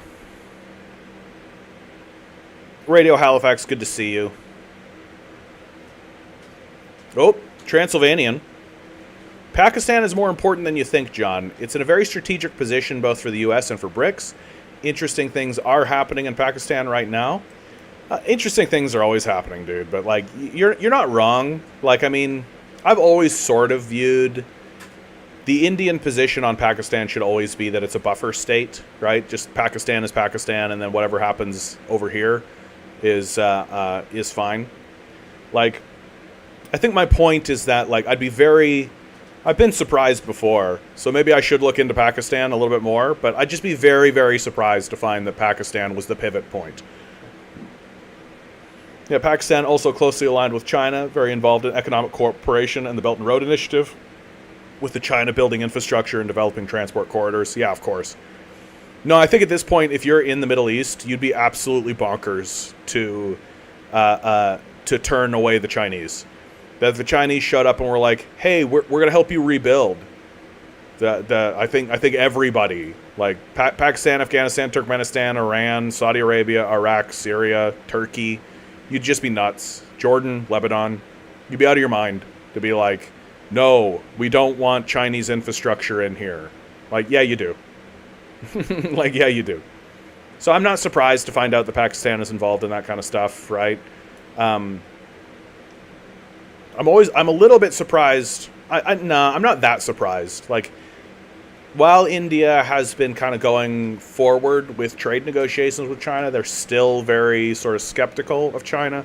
It makes sense. Like, China has just come out of nowhere, right? It's just come out of nowhere. Somebody points out, Fiddleford, Pakistan is a British creation. Yeah, all these borders were drawn up by British people. Like, all this is why I think, like, border negotiations are more common in this area, because everybody there knows, like, these aren't the natural borders. Like, this, it's not like the Arabs drew this stuff up. Pakistan near bankruptcy. They are for IMF funds. Well, the IMF is like, it's debt peonage is what they're trying to do, and there's just straight up African nations right now are straight up just defaulting on those loans, and just basically saying, like, nah, fuck off. We're not going to pay those loans back. We're not interested. Bye. Fuck off. And I think that's the right thing to do. The IMF was created to enslave nations through debt peonage, and it's very sinister the way that the IMF went about it, because, you know, people don't really understand how financialization or finances work, right? Like it's pretty difficult, I think, for a people who are not well educated in American banking and finance to really understand how the American banking system or the financial system works and operates and what it's for, right? It isn't until you get like a pretty deep dive education into what the IMF is and what it's doing and how it achieves the things it sets out to do that you realize, like, oh, this is just a neo-slavery. Like, this is just a new type of peonage, right? That's just instead of it being done by the barrel of the gun, it's being done financially, right? Through debt peonage. Yeah, China's looking to do business. Simple as that. Simple as that. Pakistan's a nuclear power. Let's go Pakistan, right? Let's go Pakistan. I actually think that probably the most, as American power begins to recede in this region, like, it's pretty likely that we're going to see some kind of formation happen here, right? That Iran and Saudi Arabia are going to come together and they're going to create some kind of formation that's going to unify this into a federated body. That to me seems like, and I'm not saying that's happening tomorrow, but it seems to be fairly likely, because that's what's always happened in this region, that it sort of forms up and then breaks apart and then forms up and then breaks apart. And as American power recedes from the region, seems to me fairly likely that the Middle East will kind of bro down on the idea of, like, hey, how about we destroy Israel together? And all the Arabs will be like, yeah, great. And then they do that, right? Seems to me kind of the likely outcome. And then through that moment, they'll all kind of come together and plant a flag and be like, we are now new, whatever they're going to call it, right? Div, you're all over the place, man. You're like looking at the headlines. The French riots? That's the French being the French, baby. That's the reason why France gets shit done, right?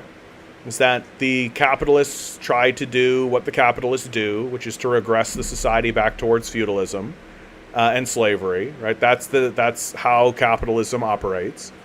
And the French are just like, go fuck yourselves. And so they burn everything down, overthrow everybody, threaten revolution, threaten all kinds of problems, and the political apparatus backs down. That's not new. That's how the French roll. That's how they've rolled for a long time. And it's the reason why the French people have better public services and have better public policies, right? Is because they're willing to fight for them. and they're willing to get shit done, and they're willing to put their skin in the game. And I think the French are kind of lighting a path for us in many ways. Div writes, lately I'm interested in geopolitics. Geopolitical analysis isn't that difficult to do. The hardest part about it is confronting your own bias. That's the most difficult part. That usually when analysts talk about this is my advice to you, Div, right? So usually when Western analysts discuss geopolitics, they discuss it as invaders and as colonizers, right? They discuss it as what's good for America, right? What's good for America is usually the kind of core that Western commentators are using. And that usually means that they're inaccurate, that they don't really get what they're talking about. And it's especially bad if you have like The Economist is absolutely the most brain dead geopolitical analysis that you can read, because they are totally wrapped up in how do I make money for a billionaire. That they're completely wrapped up in this. Meanwhile, the rest of the world is like, we don't care about that even a little bit. And The Economist would be like, what? But that's the center of the universe. What do you mean you built subway systems and dams and lowered poverty and fed your people and housed everybody? Who made money? Who's the billionaire? That to them is the only thing that actually matters. And when you read their articles, you're like, yeah, that's actually how they're talking about this. Like, I read an article on here not that long ago from The Economist that was straight up just like, China is building so many solar panels that billionaires can't make money. They keep building the solar panels for some reason, but the billionaire's not making any money. So why are the Chinese building the solar panels if the billionaire's not making any money? It's just like the most dim-witted perspective that you can ever get. And so my advice to anybody who's getting into geopolitical analysis is really try to decouple yourself from your country of origin. Really, really work to try to acknowledge and see what your biases are and understand what they are. Because if you can understand your own biases, then you can immediately understand somebody else's biases. And once you understand those biases, then you can read a lot of different stuff and be like, okay, well, this guy thinks this way and talks this way, so he's going to say this kind of stuff. This guy thinks in the opposite way, so he's going to say this kind of stuff. And you can identify these things a lot more easily. But if you don't acknowledge your own biases, then you're always going to have a tainted perspective. You're not going to be self-aware. That's my advice. What's my view on lately Turkey and Iran being drone capitals? Like, they're just building lots of drones? Yeah, that's modern warfare. That's all. Like, I wish it wasn't so, but you know, you gotta do what you gotta do in this climate. Like, it's not like the Americans are gonna relent. You know, it's not like the Americans are just gonna go, oh well, better stop being the international terrorist organization that we are. Dopey-do. No, it's not how that's gonna go.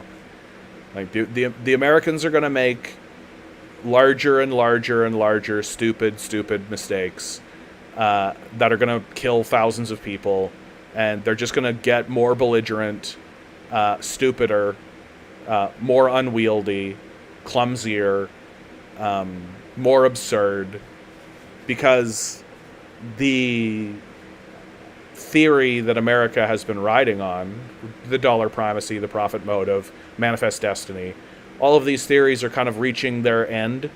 Nobody is buying into them anymore. Even within America, people are not really buying into it any longer. And it's just going to lead to a total decline and a complete collapse eventually.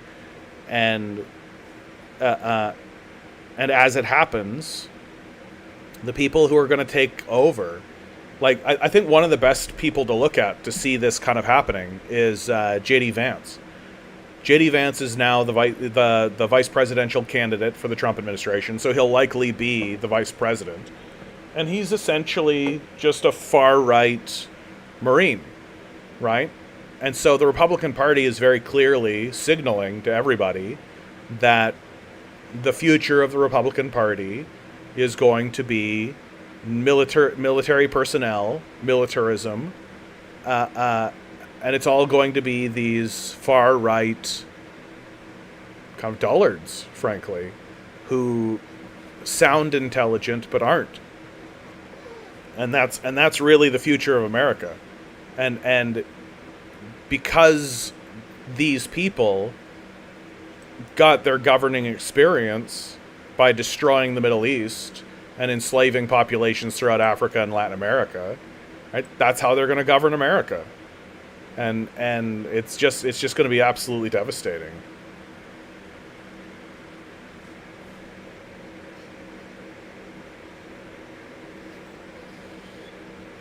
Dude, I gotta say, I'm really liking all these questions. You're just like rapid fire. Today, it feels like a lightning round, right? Transylvanian writes, Iran is not an Arab country. At most, it would be a regional economic thing, but I think that would be sort of superfluous once both are in BRICS. Yeah, it continues. A lot of it is just being capable of empathy in the sense of being able to put yourself in someone else's shoes and understand how they feel, how they think, what they want. Yeah, that's right. Sort of removing your own ego and it's very difficult to do geopolitics if you're a racist, for example. Right? Like if you're a racist person and you have a racial bias against a group, it's very difficult to do geopolitics because you can't ever acknowledge their successes. And you can't and whenever they do something that you don't like or that works against your own concept of empire's interests, you're always going to be heavily critical of it, right? And then you'll encourage things like intervention and war, right, in order to prevent them from having these accomplishments. It's what you saw in Libya. What is my view on Niger dethroning the French colony? Yeah, France, as most of the European nations are going to be confronting a real problem moving forward. And that problem is that the African colonies are going to overthrow them and are going to get rid of them. It means sort of the gravy train is going to come to an end. I think the one that's in real trouble, the country that is actually in real trouble is France. That as the French colonies in Africa begin to, you saw it with Burkina Faso, that's been happening for a long time. It's been on again, off again, on again, off again. And it looks like it's on again. But like Nigeria, Niger, right, Ghana, Guinea, right, all of these places are steadily going to get rid of their connection to France, and France is not going to be able to extract free resources from them anymore, right? And so what's France going to do? Like, what's France actually going to do about that? And I don't think they have an answer. So there's going to be a lot of turmoil.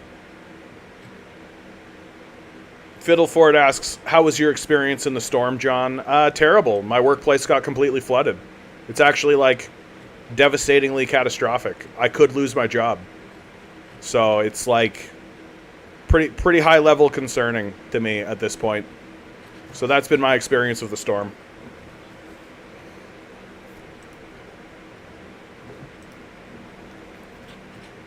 America. The global leader of political violence condemns political violence. Only when the American political class is threatened do we decry violence. Hello, Milo. This was written by Joe Mail. The response to the attempted assassination of Donald Trump was as expected. As conspiracy theories swirled and rightists posted about civil war, the political class resoundingly stated, political violence is never okay. Social media feeds and TV channels were teeming with everyone from Barack Obama to sticker companies calling for unity, peace, and a universal commitment to never using political violence. President Biden addressed the nation on this point, insisting that such violence must never enter the political sphere. The idea that there's political violence in America like this is just unheard of. It was just not appropriate, and everybody must condemn it. Everybody. President Joe Biden.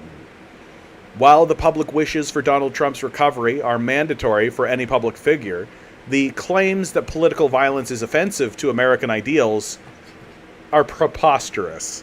The elite political class, comprised of politicians, their staffs, media figures, and the thousands of operatives that make Washington, D.C. run, are more than comfortable with political violence.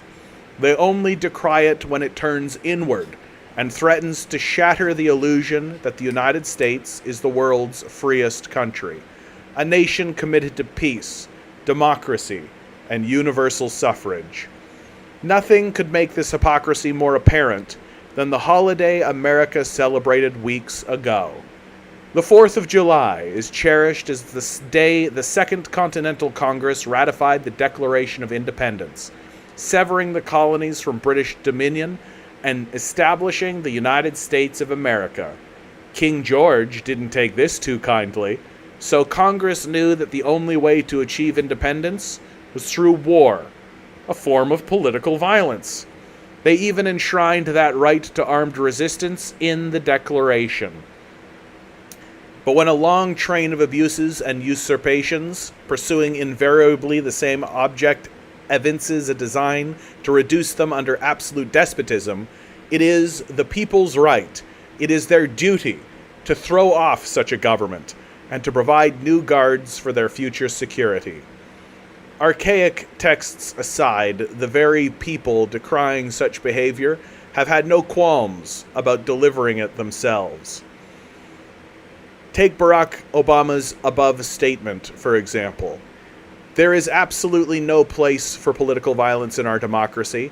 Although we don't yet know exactly what happened, we should all be relieved that former President Trump wasn't seriously hurt, and use this moment to recommit ourselves to civility and respect in our politics. Michelle and I are wishing him a quick recovery. During his tenure, Barack Obama's tenure, the former president was more than willing to use violence to achieve his political aims.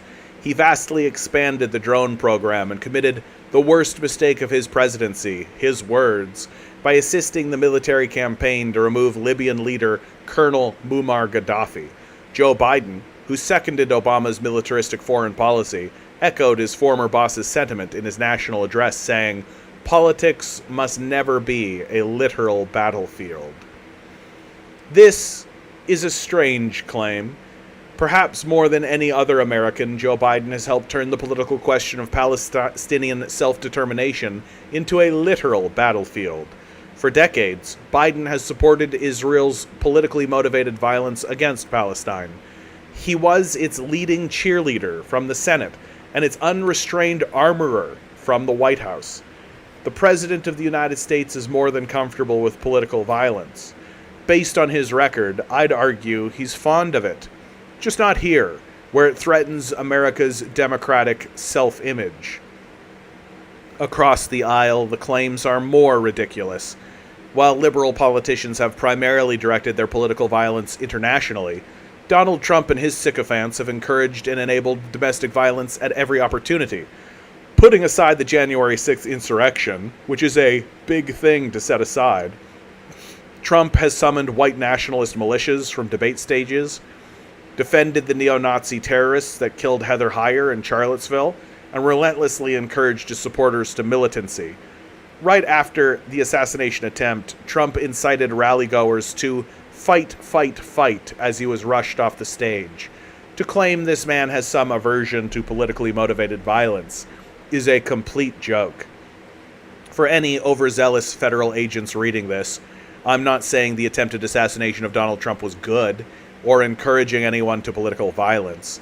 Instead, I find myself pulling my hair out at the response to the shooting, and the perpetual American arrogance that somehow our nation is morally superior to the rest. As presidents, Barack Obama, Joe Biden, and Donald Trump have distributed an unparalleled level of political violence across the globe.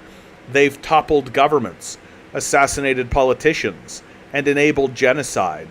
And the media outlets crying violence is un-American cheered them while they did it. Do they think we're stupid? The country's highest court said it's okay for the commander-in-chief to order the military to kill his election opponents. As you read this, bulldozers purchased with American tax dollars are flattening Palestinian homes so Israel can build waterfront beach houses in Gaza. But our leaders want us to believe the nation is above political violence? Give me a break. Whether it's white supremacy or delusions of grandeur, whatever it is that makes Americans think we are the most moral, optimally constructed country has been brought onto full display. Following the shooting, Congressman Mike Kelly said America is like a third world country. No, it's not like any other country. This is America. Like many other Americans, Kelly is unable to square reality with the idealized America he's built in his head. American. Sees something American happening un-Americanly in America. What, are we a bunch of Asians? Unfortunately, this is our reality. The United States is not opposed to political violence.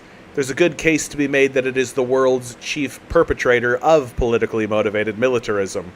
The FBI assassinated black civil rights leaders, the CIA has overthrown dozens of democracies, and the police attack protesters that dare challenge their power. These acts are seldom acknowledged and never condemned.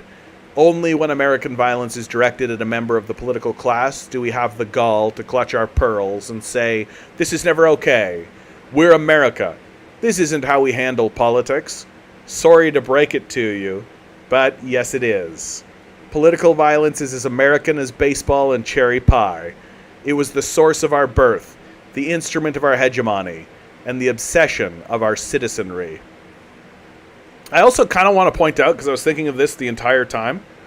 I was thinking of this the entire time while I was reading this article.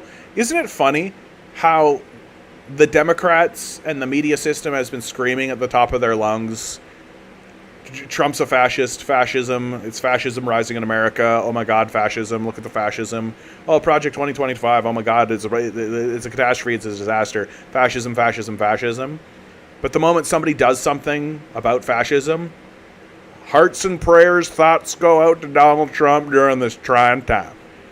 During this time, here in America, we don't believe in the violence it takes to defeat fascism. Liberals genuinely, I think, just think, we'll vote it out. Fascism will go away at the ballot box. It's just hilarious.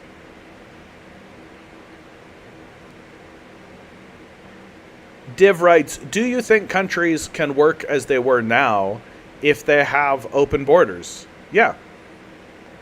Look, the more you talk to me, Div, the faster you're going to see it. You're going to realize pretty quickly that my answer to a lot of questions is that the culprit is capitalism.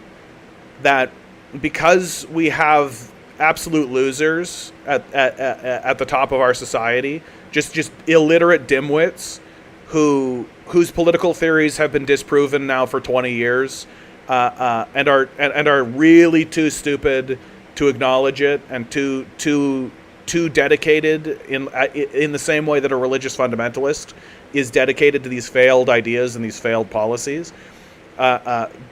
Because it's all about making a small handful of psychopaths a little bit more money, there is no such thing as a policy that can work under capital. That the system of capital at this stage in the game has erected itself into a strategy of extraction followed by abandonment. That every decision it's making at every single level is, how do we extract more value out of the populace until they can't give us any more value, At which point, where do we go when we abandon them? That's what they all think. That's how they all discuss. They're not interested in building countries. They're not interested in building communities. They're exclusively and only interested in their own portfolios, in their own wealth, in their own money. And so open borders wouldn't work in a capitalist structure, in a capitalist-owned society, because the capitalists would use, and you can see this happening, capitalists use immigrants as a cudgel to divide the working class, to undercut wages, to undercut benefits, to increase the cost of housing, right? And they whip up far-right movements that they can then use as a cudgel against leftist movements that arise due to the failings of capitalism. This is a tried and true strategy. It's been going on since Adolf Hitler. Like, it's not new. Maybe even, like, I shouldn't say maybe. It's been going on since well before that. And so as long as capitalists are at the helm, as long as it's the dictatorship of capital that we're under, a policy like open borders will always be used in order to create dislocation, create disorder, create chaos, which makes sense because that's one of the main pillars of the capitalist cult, right? The worship of chaos. It's what they call a free market. Fiddleford writes, "Oh, good to see you, woke CIA drone. If a bleach demon tries to murder someone when he's a poor whittle bully kills, it don't mean any harm." Weird comment, dude, but I'm with you. I feel you. Fiddleford says, "John, what is your view on modern monetary theory and how it reveals politicians knowingly distort reality in how we fund things on the federal level?" I think that there is just a good deal, like stepping away from the conspiracy brain of things, which I do think exists to a certain degree, which is to say we're going to use monetary policy in order to enslave people. I think that there is a bit of that. Hold on a second. My dog needs help. You need to go down, buddy? Oh, you need some water, too. Let's get you some water.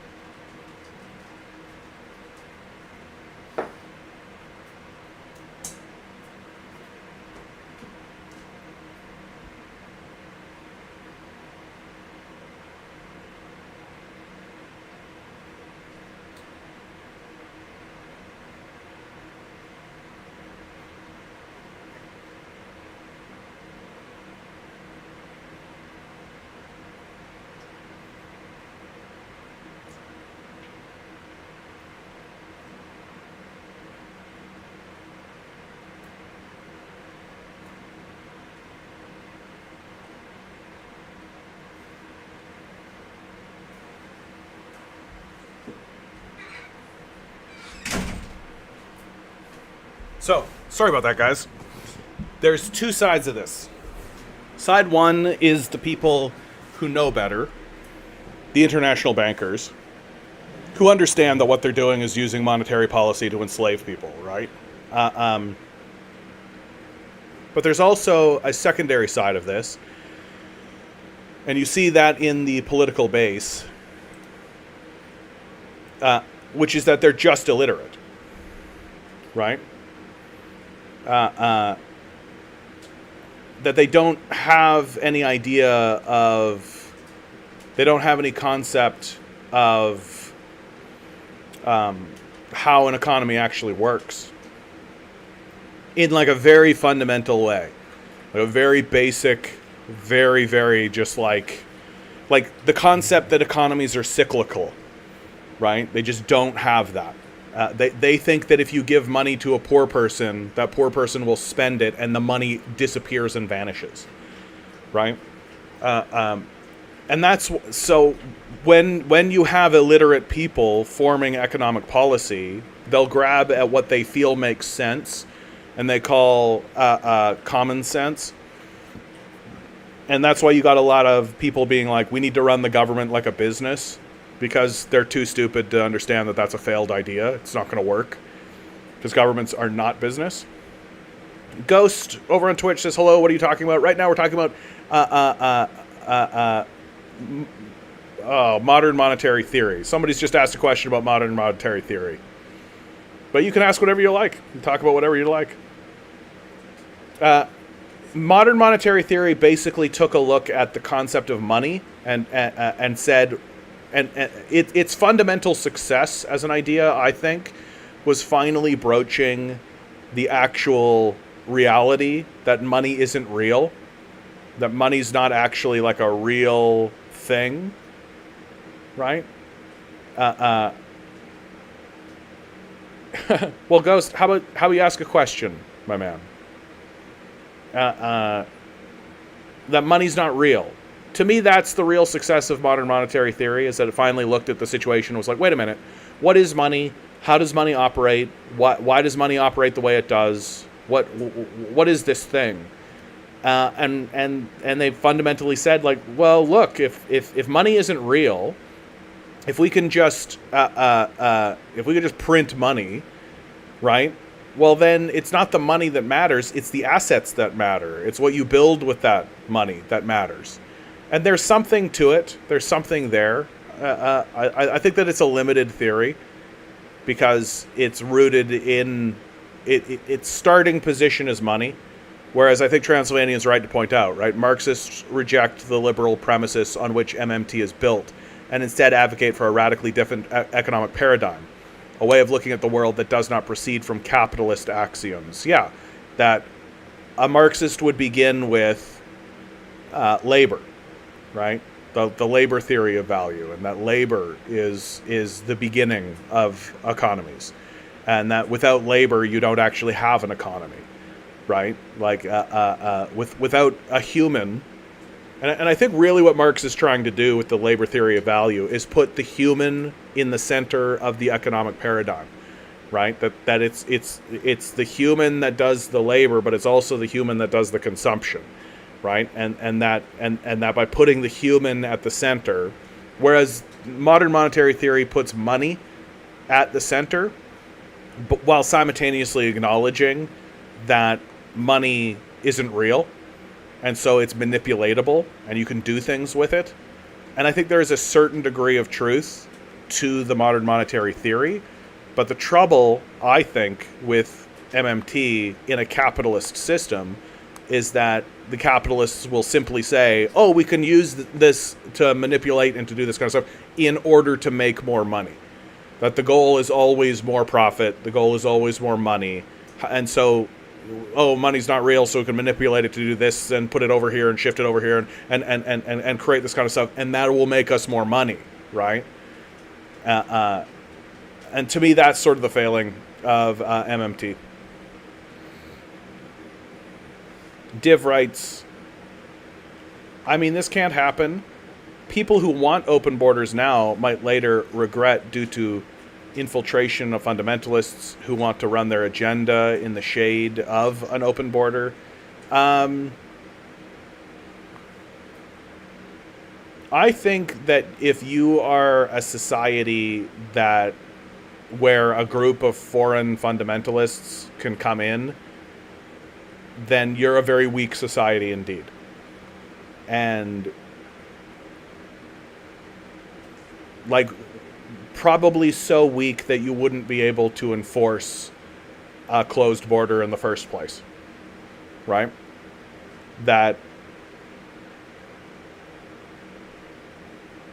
So I think that's sort of my position on that.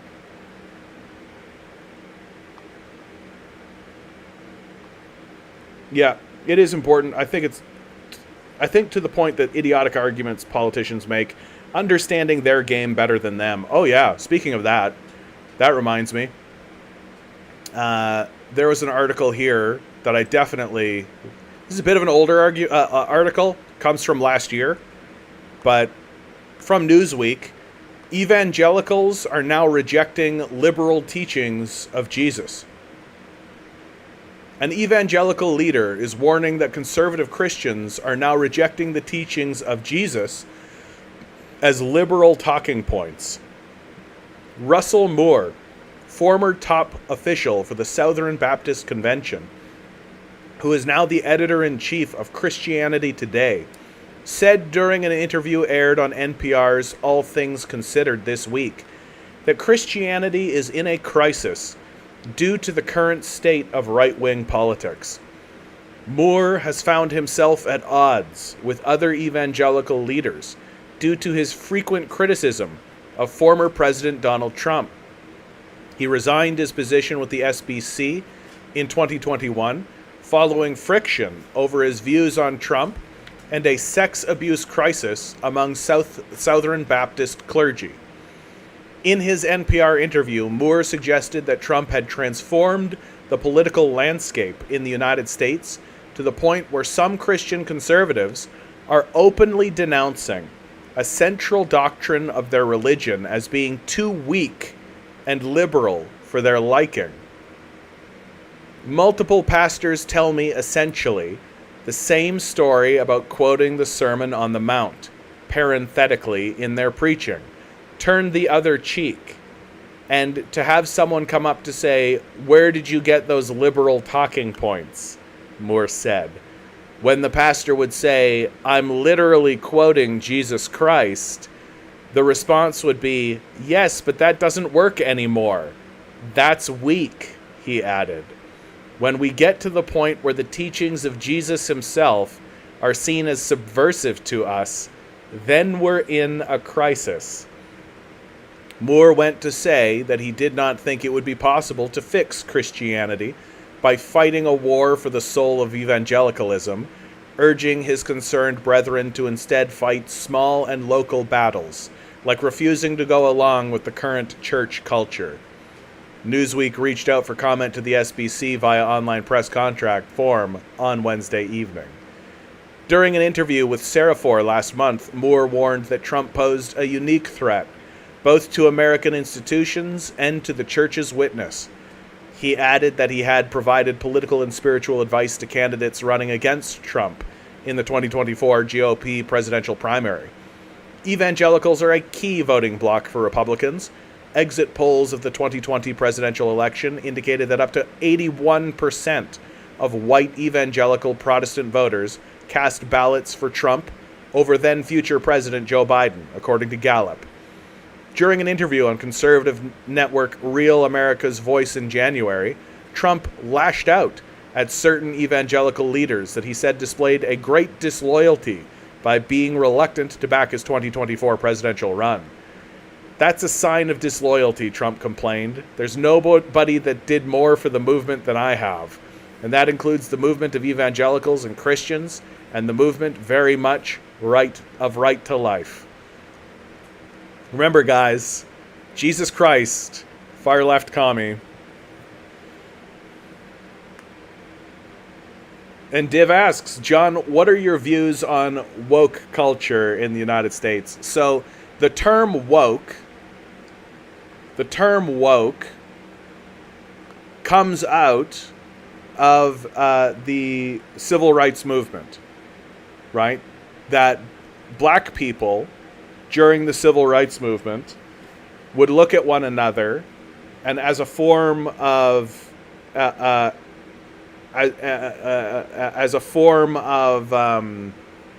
farewell, they would say, "Stay woke." The idea being is stay aware, keep your consciousness alive to the realities of the empire. Don't fall for American propaganda. Don't fall for the propaganda coming out of the CIA or the FBI or the State Department or Hollywood. Don't fall for the propaganda systems that exist throughout America. Stay aware of the American empire, its roots in settler colonialism, its roots in slavery. So stay woke. as the gay rights movement took hold in the United States, the LGBTQ rights movement began to build steam and grow. It adopted this language, stay woke, right? Very famously, George Carlin had a comedy special where he talked about woke, and he talked about being awake. And he has a very famous line where he says, it's called the American dream because you have to be asleep to believe it. And this concept of wokeness and being woke comes out of the civil rights movement, is adopted by the LGBTQ movement, and then begins to get spoken about by far-right commentators, and what gets called the woke agenda and being woke, right? So very specifically, the woke agenda is being aware of American imperialism, being aware of America's history of settler colonialism, and being aware of America's history of slavery. That if you are aware of those things and those things are alive in your consciousness, you are, quote unquote, woke. So once you understand that that's what being woke means, then it becomes very clear that the people who are speaking out against, quote unquote, wokeness or woke culture are really there to uphold slavery, settler colonialism, and empire. And so that's what it means to be woke. If you replace the word woke with the word black, whenever it's a far-right pundit talking, it makes it pretty explicit what they're talking about and why they're talking the way they're talking about. And so I'm very skeptical of the term woke culture. I find that when people use the term woke culture, they're really revealing something about themselves. Because to view, quote unquote, woke culture as a threat means that you need to stand against, or rather means that you need to stand for American imperialism.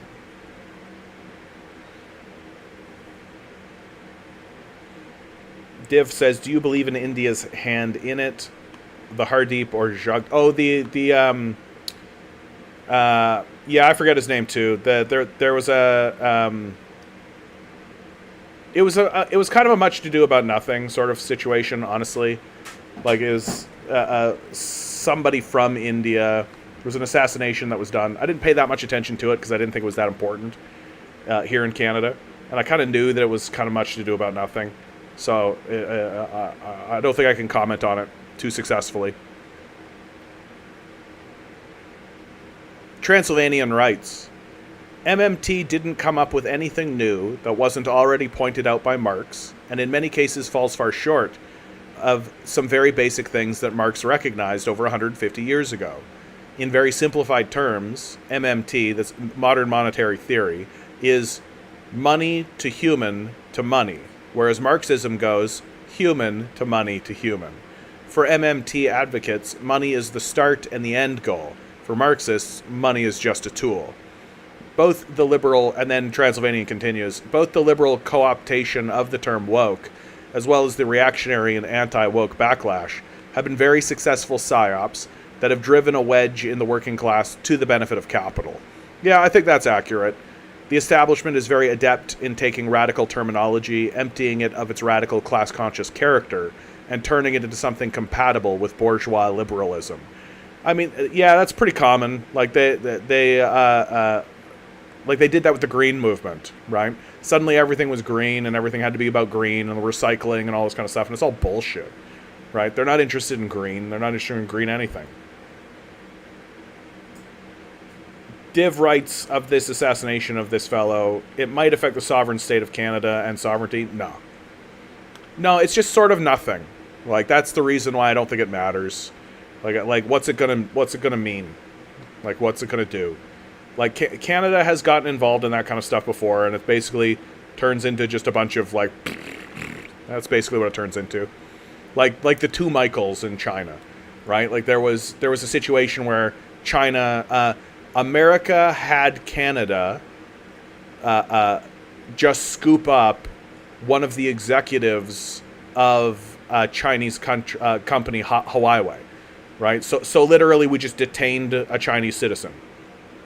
In response, China scoops up a couple of American spies, the two Michaels. I think one of them was Canadian and one of them was American or something like that.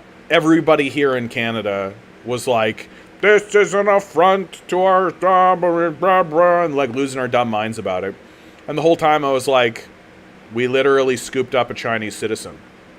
And they responded by scooping up a couple of our spies. Like, it's pretty normal. Div writes, am I worried about Punjabi drug cartels in Canada? Nah. There's no way the Punjabi drug cartels would have anything on the Canadian and American drug cartels, dude. The pharmaceutical companies here are very powerful, and they are large-scale, huge, well-funded, well-established drug cartels that exist here. There's not going to be, like, Punjabi drug cartels. Like, they'll try, but the pharmaceutical companies and the drug cartels here are extremely well established, and have police backing and police authority, and own politicians and stuff. Like, the idea that I would be concerned about the Punjabi drug cartel, like a couple of ragtag guys making, like, good luck. You got stiff competition. I mean, illegal drugs and gun supply. Yeah, that's what I'm talking about. Like, I mean, I don't know why I should care about the, like, 0.2% of illegal trade that these guys are going to involve themselves in when my own country is, like, flooding the market with fentanyl. Like, I just don't know why I should give a shit. Fiddleford writes, I'm concerned about Hell's Angels. Yeah, Hell's Angels have always been around. I, for sure, lived in a house with a Hell's Angel. For sure. I won't out the guy, but this guy, like, he wore, like, a leather jacket that had, like, an emblem on it. He drove around a motorcycle. He had two little dogs that he loved. He was like 68 years old. And he just always had a lot of stuff that he was always selling. Right? He would have, like, lawn sales. And he would have, like, market events. And he would take his stuff and he would sell it. And he just always seemed to have a lot of stuff that he was always selling. Right? And I was like, oh, this guy's a fence. This guy's a fence for the Hells Angels. And then he would, like, get together with his other buddies, and they all also drove motorcycles. They all had matching leather jackets. And it's just like, oh, yeah. Really lovely guy, though. Like, really a nice dude. He was always trying to give us stuff. He tried to give me a barbecue once. It's like, yeah, I've got 4 barbecues that I'm trying to get rid of. Do you want one? I was like, bud, how do you have 4 barbecues? And he would, I would ask him these sorts of things, and he would always just go, oh, you know. As if that was the answer. and the answer, you know what, the truth was, is that, yeah, I did know.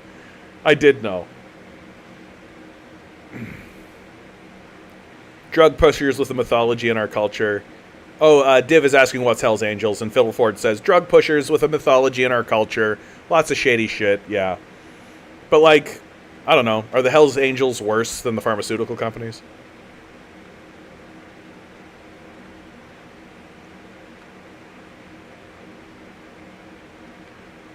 Well, let's move on to something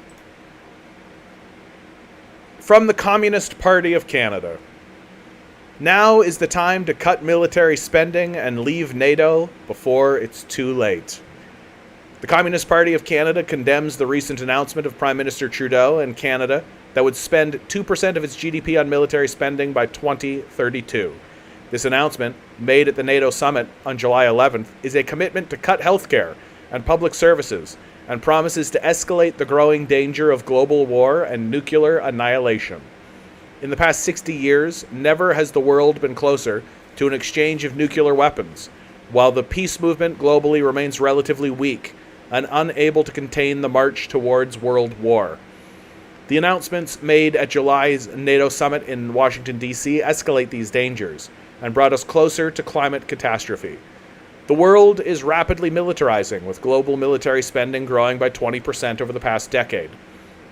The United States, its economic power is declining in several places around the world, is leading this trend towards militarism and war, with an annual war budget now approaching $1 trillion, accounting for 39% of the total global military spending.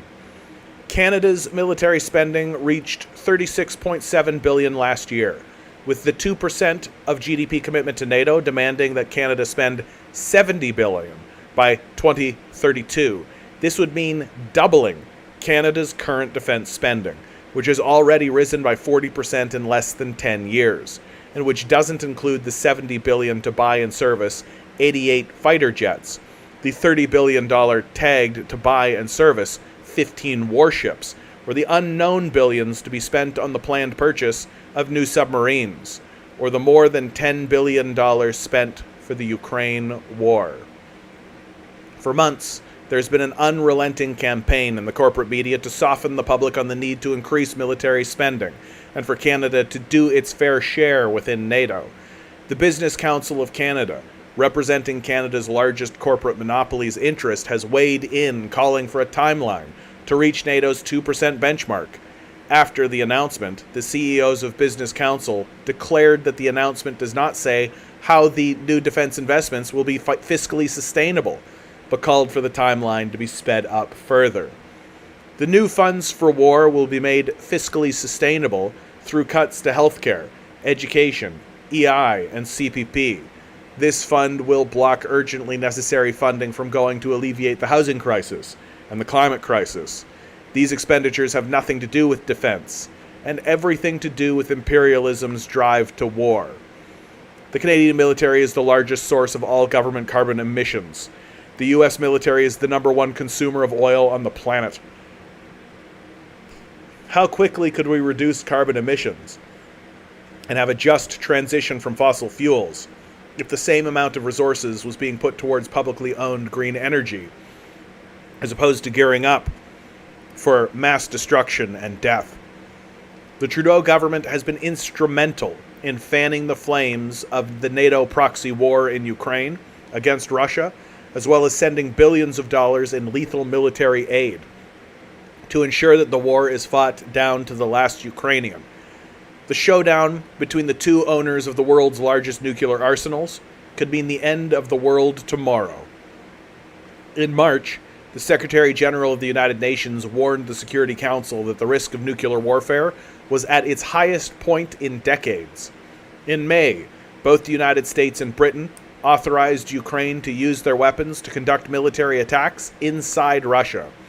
Ukraine then attacked Russia's ballistic military warning system, a key piece of infrastructure to defend Russia from a strategic nuclear attack. NATO has announced that it is opening a headquarters for operations in the Ukraine war in Germany, and France has said it will send troops to Ukraine to train Ukrainian forces, meaning that a key NATO member will have troops openly on the ground in Ukraine. Russia is making threats more frequently about deploying nuclear weapons, and has recently conducted military drills in the so-called tactical nuclear weapons. NATO, too, has made threats by talking about taking more nuclear weapons out of storage and placing them on standby. This shows the urgency of reaching a negotiated peace. We must use every opportunity to win over and mobilize the labor movement and other mass democratic forces to take concentrated actions for peace. Instead of Canada cutting social programs and services in order to fund militarization, Canada must cut military spending, leave NATO, and adopt a foreign policy of peace and disarmament. In the era of nuclear weapons and global warming, peace is the only path to a future for humanity.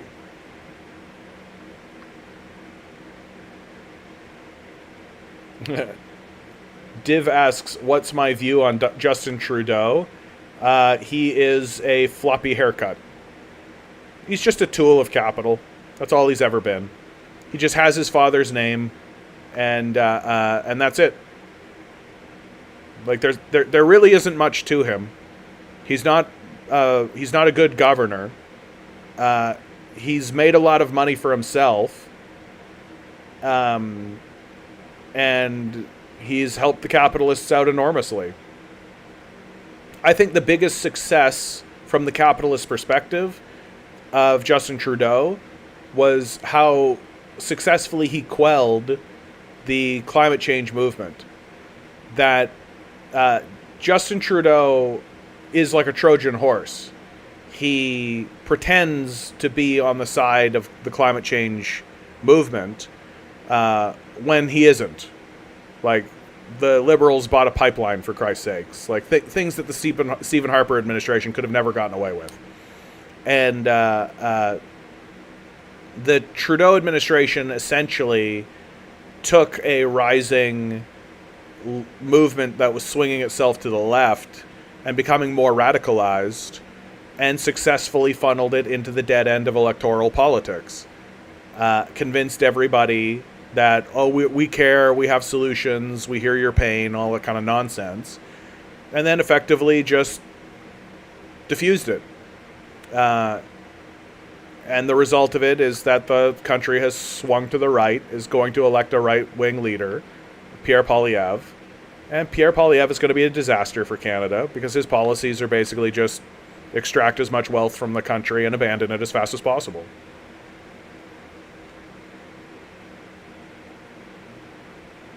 Gamer Jam writes, the problem with accelerationism is that it assumes acceleration towards systemic collapse, rather than just acceleration towards billionaires and corporations having such absolute power that literally all labor laws and environmental regulations are removed. I tend to agree with that. Like, there were people during the rise of Adolf Hitler that said, let's accelerate the process, get Hitler in power, and then we'll get him out of power, and then it'll be our turn next, right? Hitler will have a turn, and then we'll have a turn, is kind of what the accelerationists think about how politics works. And Adolf Hitler sort of showed the fatal flaw in that thinking. What is my view on Islamophobia? Bad. Very bad.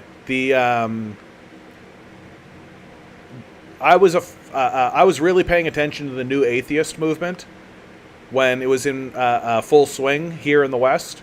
That's Christopher Hitchens, Sam Harris, Richard Dawkins, and to a lesser degree, Daniel Dennett.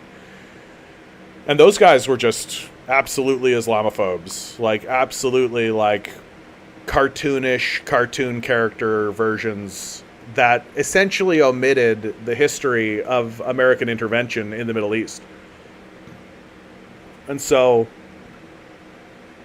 I'm more or less of the opinion that people who are Islamophobes are not that much different from just religious fanatics. That, like, they also would like to launch a crusade against the Muslim world, right? Like, George W. Bush outright said, out loud, on camera, during a speech that he wrote, we're going to launch a crusade in the Middle East. Like, yikes. Yikes. Right? Like, this is what's so funny about people who are saying, like, oh, America is going to descend into fascism. I'm like, it's been fascism for a while, baby. Like, it's been fascism for a long time. Just because you get the choice between two fascists, pick the blue fascist or the red fascist, doesn't mean much.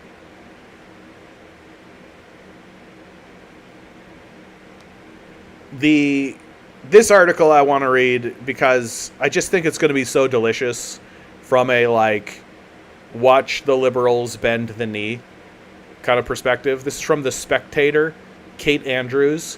Today, we're all MAGA. And it's the iconic picture of Donald Trump holding up his fist. When Ronald Reagan was shot on the 30th of March 1981, his wound was not immediately noticed. It wasn't until he started bleeding from his mouth that the car was diverted from the White House to the hospital. The story goes that upon arrival, the president said to the surgeons, "I just hope you're all Republicans." A doctor is said to have replied, "Today, Mr. President, we're all Republicans." Let's hope this anecdote is never debunked. It's too good a story about Americans who did not hesitate to put their country before the politics that so often plagues it. The attack on Reagan was the last known assassination attempt on a president, until a few hours ago. The shots fired at President Trump at a rally in Pennsylvania left him bleeding from the head. 2 people have died. We don't know the full details of the shooting yet, but from what can be seen on the video footage, it's clear that the former president is very lucky to be alive. There is only one appropriate response to such horrors. Today, we are all MAGA. Or at least most of us are. American politics has sunk so low into the cesspit of political despair. There will be a rare few who can't bring themselves to say this.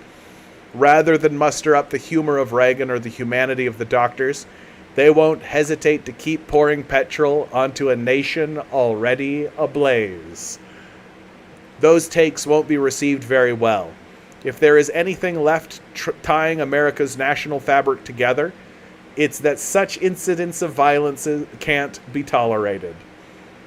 Trump's biggest fan and biggest critics should not hesitate to come together on this issue. Some are already leading by example. Former presidential candidate Mitt Romney, a renowned never-Trumper, writes on social media that he is relieved the former president is safe and doing well. Bernie Sanders wishes Trump a speedy recovery. They know full well tomorrow's debates will still play out. Today, there is a moment for national unity. And perhaps a moment for change. Americans have become increasingly fearful of political violence, the kind that has played out across the country from the streets of Manhattan to Portland over the past few years. Of course, Republicans and Democrats aren't going to start playing nice. But when small shops were boarding up their windows during the midterm elections in 2022, that might have been an indication that political discourse had gone a bit too far. There's going to be a lot of pressure now for Democrats to tone down their rhetoric about Trump as a dictator and a despot, the kind of words people use around the world to justify political uprisings. Critical questions put to the Democrats about what kinds of outcomes they expected when they referred to the former president as an existential threat to the United States. Meanwhile, Republicans might stop referring to the current president as a criminal. Election results could be respected. Attempts to imprison political opponents could be wound down. As I wrote for this magazine in the spring, America, once a free and fair nation, is quickly acquiring the habit of prosecuting political opponents. A Trump win in November has never seemed more likely. Voter frustration with the economy and Biden's debate implosion already had the former president on a fairly straightforward path to victory. But this moment, symbolized by a bleeding Trump, standing with his fist in the air, is going to have more of an impact on voters than any debate or attack line ever could. The nation must grapple with this possibility now and prepare for how it will handle any outcome with civility. Or we can keep going as we have been. But we can no longer feign ignorance to how deadly the consequences are. This has big, like, this is a second American Revolution, and it'll be bloodless as long as the left allows it to be vibes. That's what this has. Yeah, June, horse manure, of course. Of course. Div says, I heard an opinion that if Islam hates us, why can't we? What's your stance?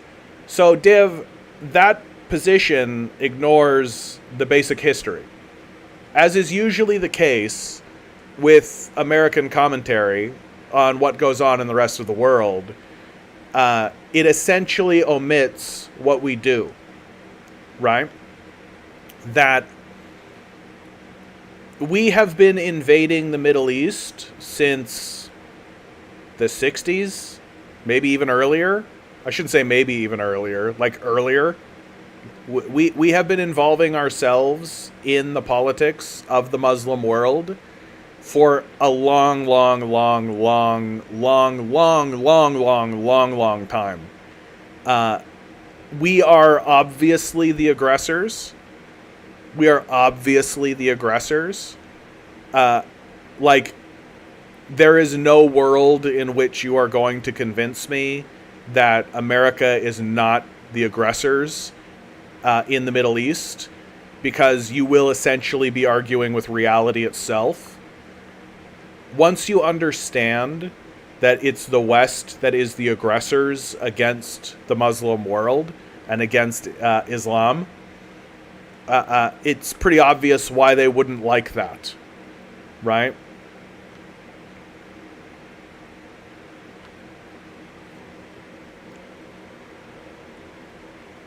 Yeah, Div continues, they state the verses of Quran, which state of kafirs. So, like, that's their texts. That's what they've had. That's their history. That's their culture. Of course, they're going to use their history and their language and use that during a period, especially during a period of war. Why shouldn't they? Like, for goodness sakes, like, I don't know why I've got to do this. Like, it's so okay.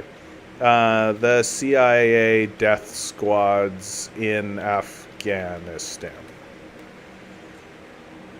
So, like, we're literally sending, like, CIA death squads through Afghanistan.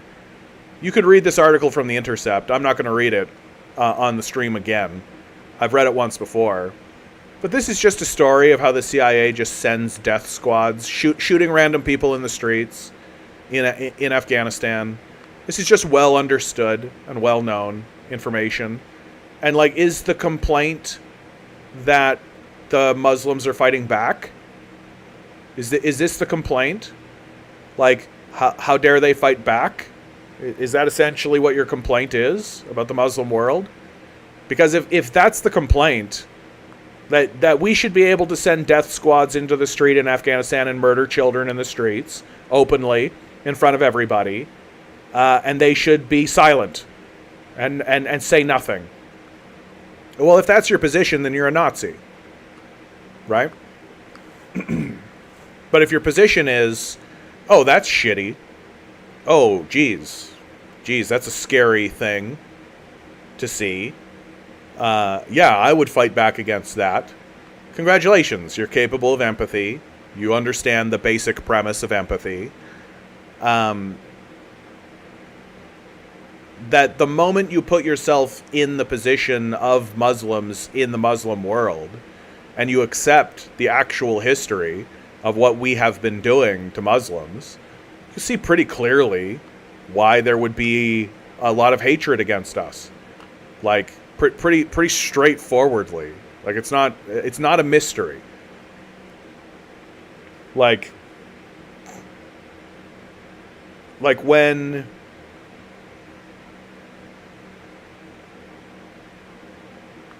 Div says, why should we bear the consequences of America done to the Middle East? I don't think I understand your comment, Div. Just going to ask you to rephrase that.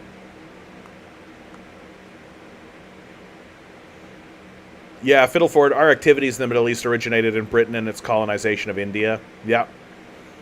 Well, colonization of Africa, like just huge. So, really, I think the Muslim world would just be happy if the Western world just left them the fuck alone. Right? That's all. Just think if they just left them the fuck alone.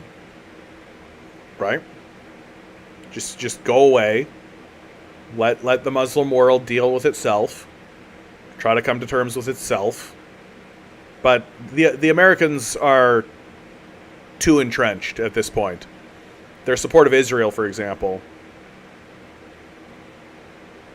Yep. Div, I think this is right. America leads to the formation of many terrorist organizations, what they funded in Pakistan and Afghanistan. Yeah. Well, that's the history of Al-Qaeda. That's the history of ISIS. Like, these are terrorist organizations that received funding from the United States in order to accomplish political goals, and then basically go rogue and create their, like, ISIS comes from the invasion of Iraq. That's where ISIS comes from. That when they invaded Iraq, one of the very first things they did was they dissolved the Iraqi military. Well, those guys didn't just vanish. Those guys didn't just disappear into the ether, right? They formed a terrorist organization and they called it ISIS, right? And then they go around and they try to secure power for themselves, and they act as mercenaries, right? And occasionally the United States will fund them and be like, hey, can you do something for us, you roving band of mercenaries? Here's a whole bunch of trucks. Sure, right? They haven't been particularly successful because I think they involved themselves pretty heavily in Syria, and I don't think that they anticipated Russia's involvement in Syria. I think that America thought that they were going to be able to overthrow Assad pretty easily, and it just didn't happen. Assad managed to weather it.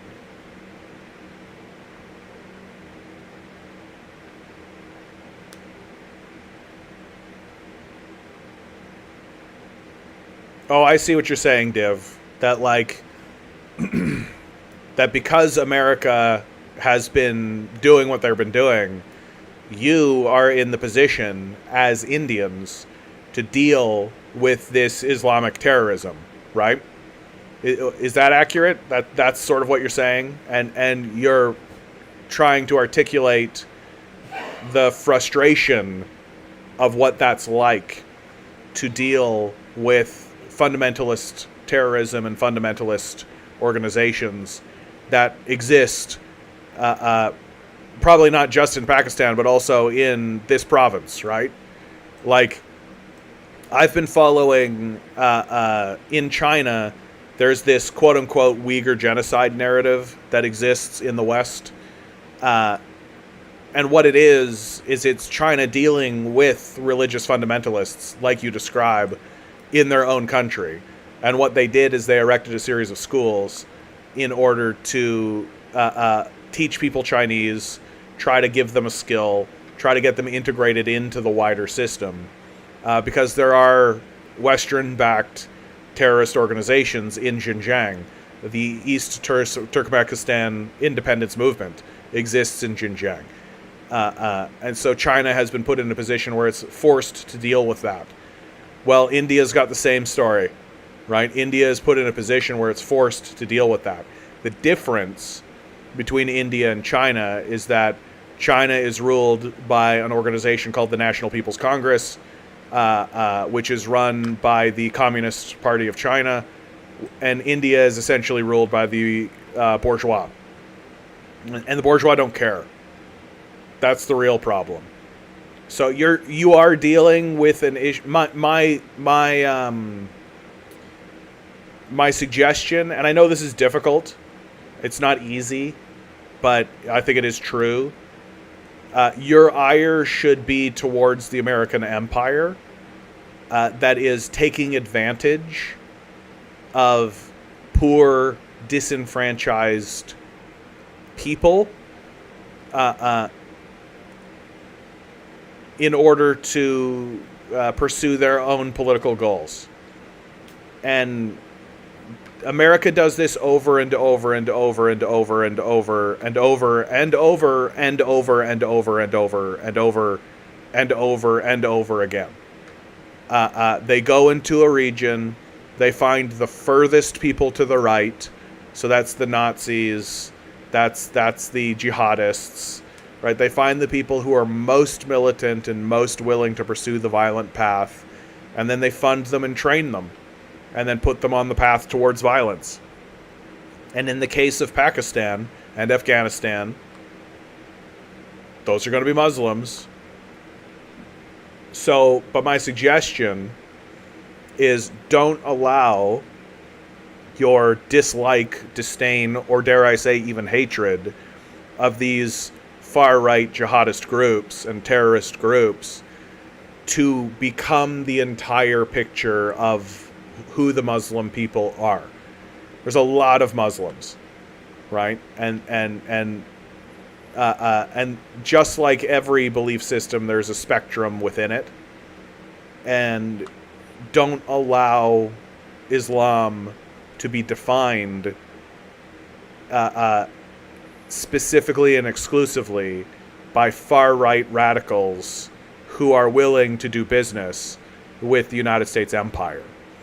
Because I would make the argument that them doing business with the empire shows that there are no Muslims at all. Like what kind of a Muslim would betray their own people in such a way? What kind of Muslim would turn himself away from the Quran in such a way? What kind of Muslim would turn himself away from the Prophet Muhammad and from his own teachings in order to reach out a hand towards the enemy of the Muslim people in order to gain what? Power? Prestige? Well, they've chosen money. And you can't serve Allah and money at the same time. It's not a choice. It's not something you get to do. So I would argue that the people who are terrorizing the Muslim world in the name of Allah have no right to evoke the name of Allah. They're just lunatics who want money and wealth and prestige for themselves and nothing else.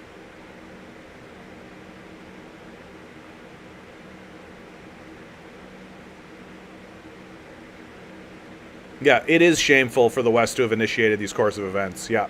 It's going to take a long time for the world to heal, if it can. Div says, I know that America is a dickhead, but if I try to oppress these organizations, they call over government Islamophobes.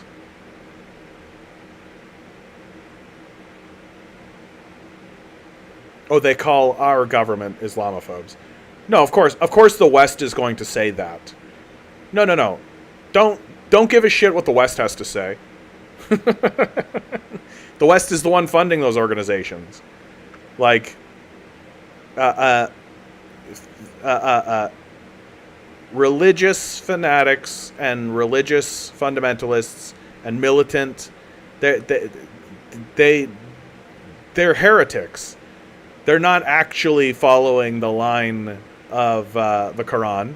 They're not actually following. Like I just read this article here about how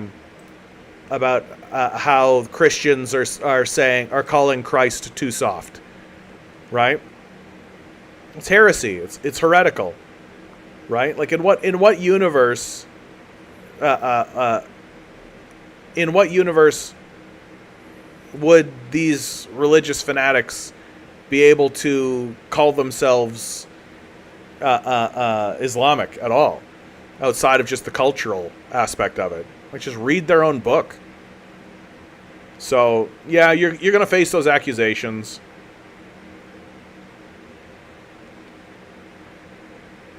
Yeah, well, the UN is upholding like the Uyghur genocide narrative, right? So I don't know. You're gonna get that. That's gonna happen. Because the West is doing everything it can to pretend as though it has moral status that it doesn't have. Right? Like, I don't know why the West feels like it can uphold and make a declaration of how these people should be treated. They're the ones funding them. Like, fuck off. Like, it all comes down to the phrase, Div, it all comes down to the phrase, how dare they fight back? That's usually what it boils down to when the West talks about the rest of the world, right? Don't they know that they're supposed to remain silent? Don't they know that they're supposed to stay quiet? Don't they know they're supposed to accept that we're the superior race? Don't they know that? Don't they understand that they just need to stay quiet and shut up? Right? So you shouldn't accept that. Like, you shouldn't accept that from the West.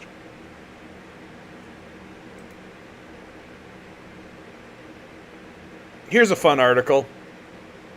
I think we'll close with this one. Yeah, June, nailing it.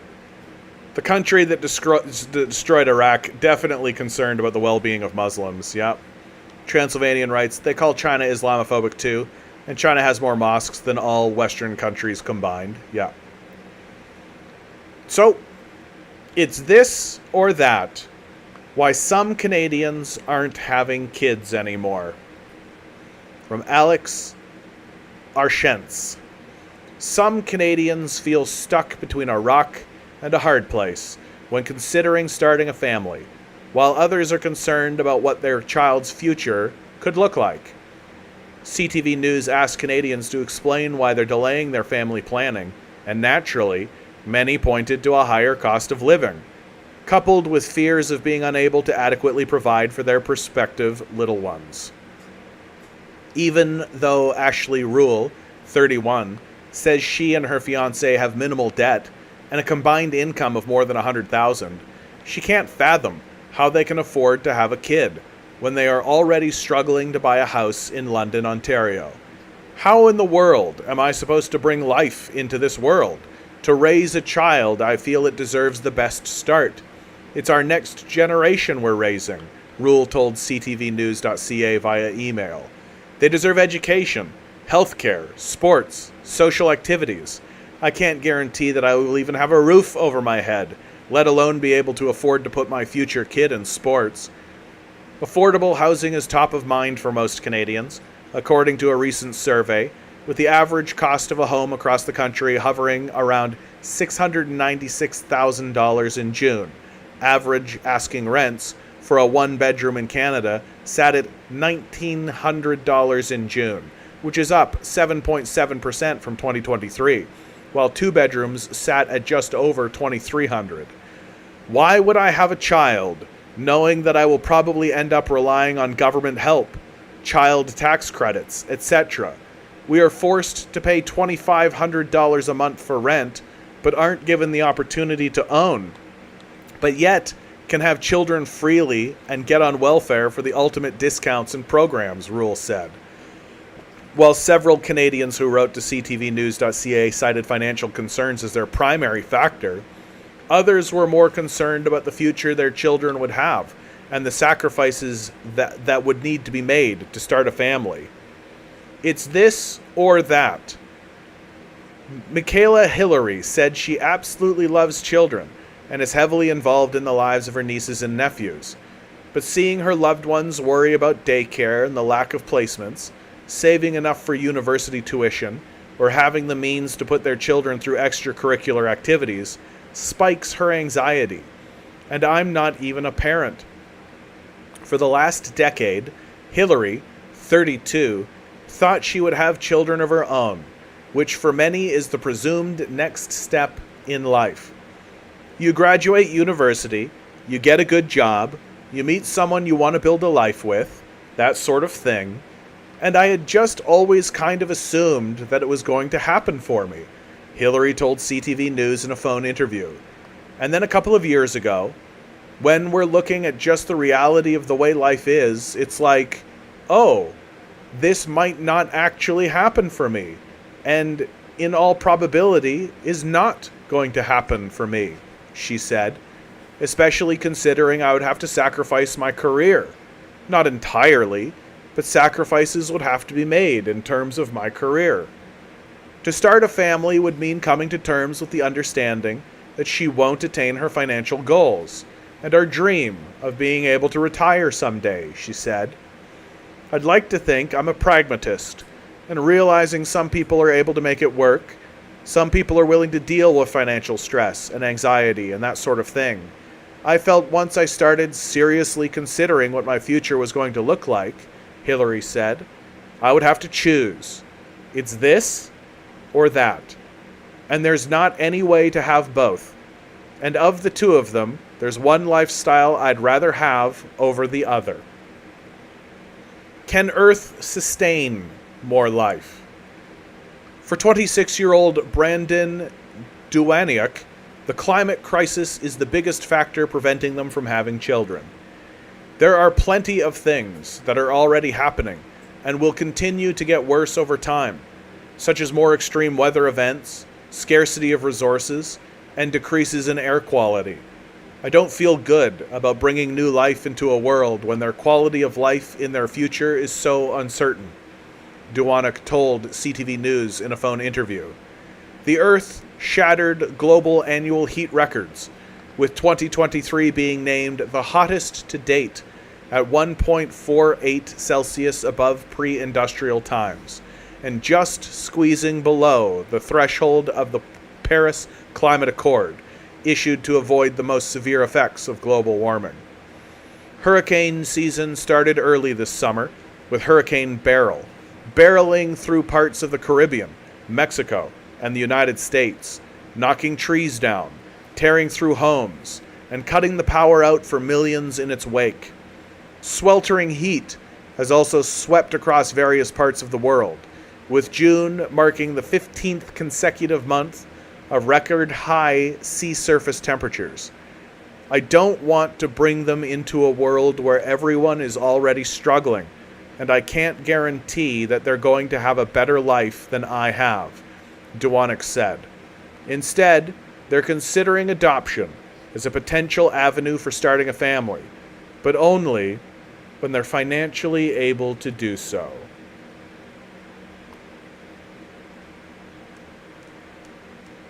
This, of course, swings us over. Dubai's heat wave. Temperature feels like 62 degrees Celsius, as scientists explain extreme conditions. Div writes, is the Canadian housing crisis real? Sure shootin' is, my man. Sure shootin' is. It's a combination of factors, but again, the culprit is capitalism. That you have one group of people that are just straight up hoarding properties, buying properties and sitting on them empty. Then you have another group of people that are buying up properties specifically to rent. And then you have house flippers. And all of these together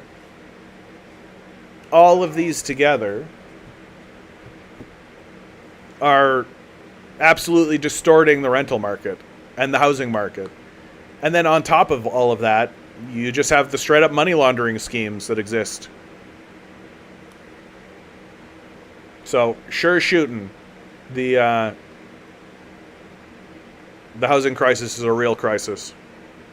Well, guys, I think I'm going to call this one a little early today. Always remember, each and every one of you is a quantum being, walking around in quantum energy. These billionaires are spending hundreds of billions of dollars in the hopes you'll never realize it. You'll just stay the good little commodity they need you to be. Rebel. Revolt. Repent. Good luck. We're going to need it.